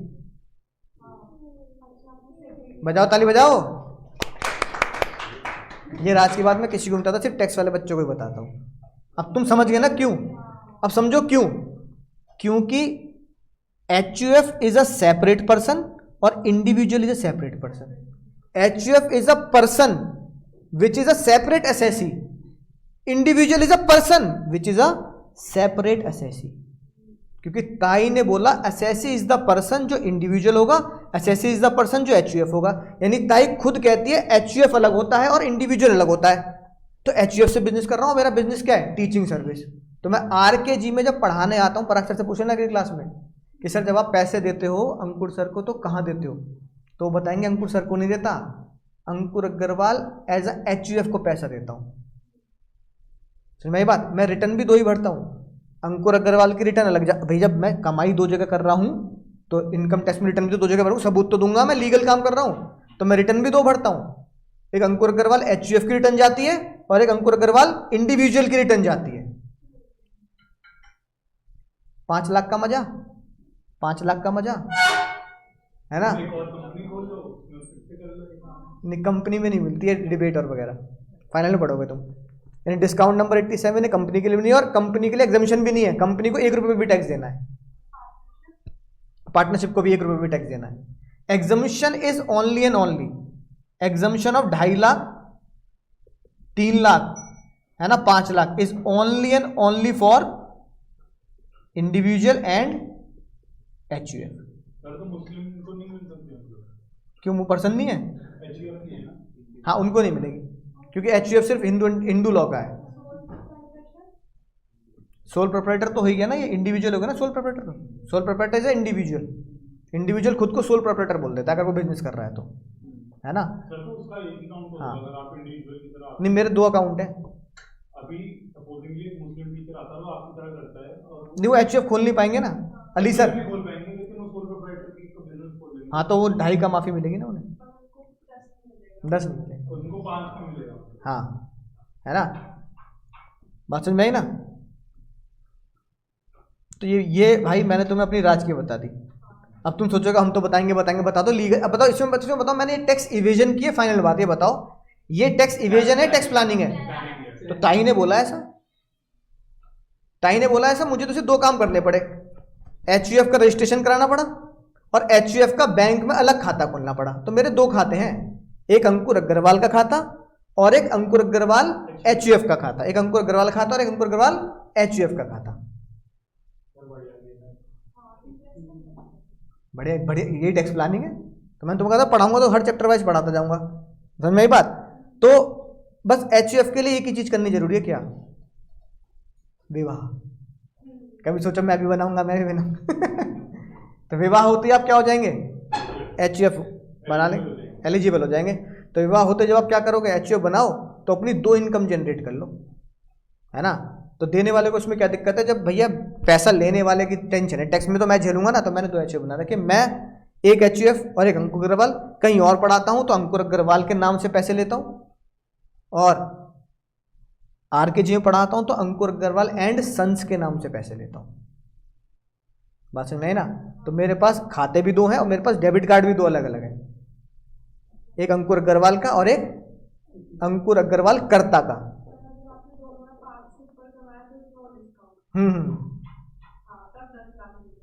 तब नहीं बचेंगे, तब तो मुझे क्या करना पड़ता है? दोनों में ही मैनेज करना पड़ता है। 10 लाख तो माफ हो गए ना। अच्छा चलो माफ, रिबेट भी ना मिले तो 2.5 की जगह 5 की तो माफी हो ही रही है भाई। मैं सिर्फ अंकुर अग्रवाल के नाम से बिजनेस करूं तो 2.5 माफ करवा रहा हूं अपने, है कि नहीं बात? राइट। हाँ, वो धीरे धीरे तुम्हें सब बता दूंगा और कुछ चीज़ जब तुम इसी इंटर के बाद प्रैक्टिकल नॉलेज में जाओगे तो कुछ चीज़ें माफ ही हो गए। तो 2.5 तो कम से कम इसमें माफ करा लिए, 2.5 इसमें माफ करा लिए, तो 5 तो माफ हो गए ना। तो इसमें टैक्स की चोरी थोड़ी। अब तुम्हें लगेगा बताओ मजे ले लिए तुमने, तो मैंने क्या मजे ले लिए? जो ताई ने बोला मैंने वही किया। ताई ने बोला HUF is a separate person as per section 231, HUF is a separate person, individual separate person. मैंने अपने आप को 2 पर्सन में बांट दिया, बात खत्म। तो 2 जगह पैसे लेता हूं मैं, RKG से HUF में लेता हूं और कहीं और पढ़ाता हूं तो वहां से मैं अंकुर अग्रवाल के नाम पे लेता हूं। क्या दिक्कत है? 10 लाख तो बच रहे हैं, बस 10 लाख पे टैक्स बच रहे हैं भाई, बड़ी बात है। तुम खुद सोच के देखो 10 लाख पर कितना टैक्स जाता? 12,500 तो 5 लाख पर, और 5 लाख का 20% 1 लाख, 1,12,500, 1,12,500 टैक्स बचाता हूँ मैं हर साल। ताई को क्यों दूँ? घर वालों को, मम्मी को साड़ी ना दिला दूंगा, है कि नहीं बात? तो 1,12,000 अच्छी खासी रकम होती है। तो 1,12,000 बच रहे, क्या बुराई है? और लीगल किया है मैंने, कुछ इलीगल नहीं किया। कैसे? तुमने बोला पर्सन कौन होता है? ये होता है, तो मैंने बना लिया। तुमने बोला HUF को एग्जामिशन अलग और इंडिविजुअल का एग्जामिशन अलग, तो मैं दोनों की एग्जामिशन लेता हूँ। हाँ, वो भी बताऊंगा। हाउस प्रॉपर्टी के चैप्टर में बताऊंगा कि टैक्स बचाने के लिए मैं अपने ही पापा को किराया भरता हूँ। हाँ, तो एक प्रोविजन ऐसा है कि अपने ही घर वालों को रेंट दो, अपने मम्मी पापा को रेंट भरो, टैक्स बचेगा तुम्हारा। अपने ही घर वालों को असेट बेच दो, टैक्स बच जाएगा। तो ये बताऊंगा धीरे धीरे, उस हर चैप्टर वाइज बताऊंगा ना मैं। ठीक है, इतनी बात समझ में आ गई आज? राइट। और आपकी टैक्स प्लानिंग भी समझ में आ गई कि बड़े होकर क्या बनानी है, HUF। कुछ पैसे अपने पास अपने में लो, कुछ पैसे HUF के खाते में लो, तो 10 लाख तो तुम्हारे बच ही जाएंगे, है ना। अगले लेक्चर में और ज़्यादा बचाऊंगा क्योंकि नए स्लैब रेट में कुछ और बेनिफिट है। ठीक है, अगली बात, बस ये आखिरी बात, आंसर तुम्हें बताइए, बताओ मिस्टर चुलबुल पांडे क्या बनेंगे, इंडिविजुअल। दिल्ली यूनिवर्सिटी क्या होगी, artificial person. Life insurance corporation of LIC का शेयर है, तो LIC क्या बनी, LIC तो लिस्टेड होगी ना company. Joint Hindu family, mister and missus Munna Swami and sons and daughter, HUF। Reliance industry limited word लिखा है कंपनी। घर घर, ये क्या हो गया सर, कॉर्पोरेट यानी एसोसिएशन ऑफ पर्सन। और एंड कंपनी अगर लिखा होता है तो हमने फाउंडेशन में पढ़ा क्या होता है, पार्टनरशिप फर्म। तो ये बच्चों वाली बात है, ये CA जैसे एग्जाम में पूछी नहीं जाती कि बताओ ये कौन सा पर्सन हुआ, है कि नहीं बात।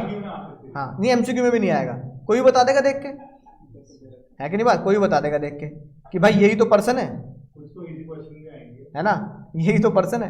इजी क्वेश्चन कुछ ऐसे आएंगे जैसे आज मैंने तुम्हें टैक्स लायबिलिटी निकलवाई, तो ICAI की नज़रों में इंटर लेवल पे ये इजी क्वेश्चन है। ये तो बीकॉम वाली बातें हैं, है ना, कि बता नॉन रेजिडेंट तो बता, तो ये बीकॉम का बच्चा भूल जाएगा क्योंकि बीकॉम वालों को नॉन रेजिडेंट के बारे में नहीं पढ़ाया जाता, है कि नहीं बात, राइट। इंडिविजुअल HUF बता, तो इंडिविजुअल बताते हैं, HUF नहीं पढ़ाते, लेकिन दोनों में कॉमन बात है, जो इंडिविजुअल के ऊपर लॉ लग रहा है वही HUF के ऊपर लगेगा, एग्जामिशन भी, डिडक्शन भी, एग्जामिशन भी, सब।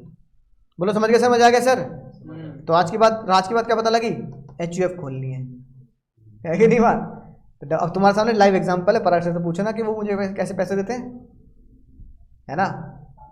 अंकुर अग्रवाल एंड सन्स में पैसा जाता है, अंकुर अग्रवाल के पास पैसा नहीं जाता, और अंकुर अग्रवाल सन्स का कर्ता मैं हूँ, तो उनकी सारी की सारी पेमेंट ट्रांजैक्शन हो मेरे हाथ में, तो मैं उसे अपने लिए इस्तेमाल करता हूँ, है ना, राइट। जो मेरे पास गाड़ी है वो अंकुर अग्रवाल की नहीं है, अंकुर अग्रवाल एंड सन्स की गाड़ी है कि नहीं बात। टैक्स में बेनिफिट लेने के लिए अपने नाम से गाड़ी खरीदूंगा ना तो टैक्स में बेनिफिट नहीं मिलता, अपने बिजनेस के नाम पे गाड़ी खरीदूंगा तो टैक्स में बेनिफिट मिलेगा। डेप्रिसिएशन का वो पढ़ेंगे बिजनेस वाले चैप्टर में, डेप्रिसिएशन का मिलेगा, जितना तुम P&L में डेप्रिसिएशन ज़्यादा दिखाओगे उतना नेट प्रॉफिट, और नेट प्रॉफिट कम तो टैक्स भी कम, तो इनकम टैक्स तो टैक्स कम करने के लिए तो पढ़ना है कि नहीं बात। तो मेरे घर में जो असेट्स हैं वो मेरे नाम पे नहीं है, सब किसके नाम पे है, HUF के नाम पे, HUF के नाम पे। अच्छा अगली बात, रीजन बताऊं क्यों, मेरे घर में फ्रिज भी मेरे नाम पे नहीं है, HUF के नाम पे। अब आप कहोगे फ्रिज तो पर्सनल है, नहीं, HUF का जो मैंने एड्रेस दे रखा है ना वो घर का दे रखा है कि I am working as a HUF in my home, यानी हाँ रेंट छोड़ो, जिसमें मैं क्या करता हूँ, बिजनेस करता हूँ। तो मेरा जो घर है उसी में मैं क्या कर रहा हूँ, HUF की तरह बिजनेस कर रहा हूँ। तो मेरे घर में जो फ्रिज है वो मेरा नहीं है, मेरे HUF का है, बस, है कि नहीं बात, समझ गए। मेरे घर में जो LED लग रहा है वो मेरा नहीं है। सर हम लोग जैसे करते हैं सर GST के लिए करते हैं, हाँ समझ में आई ना बात।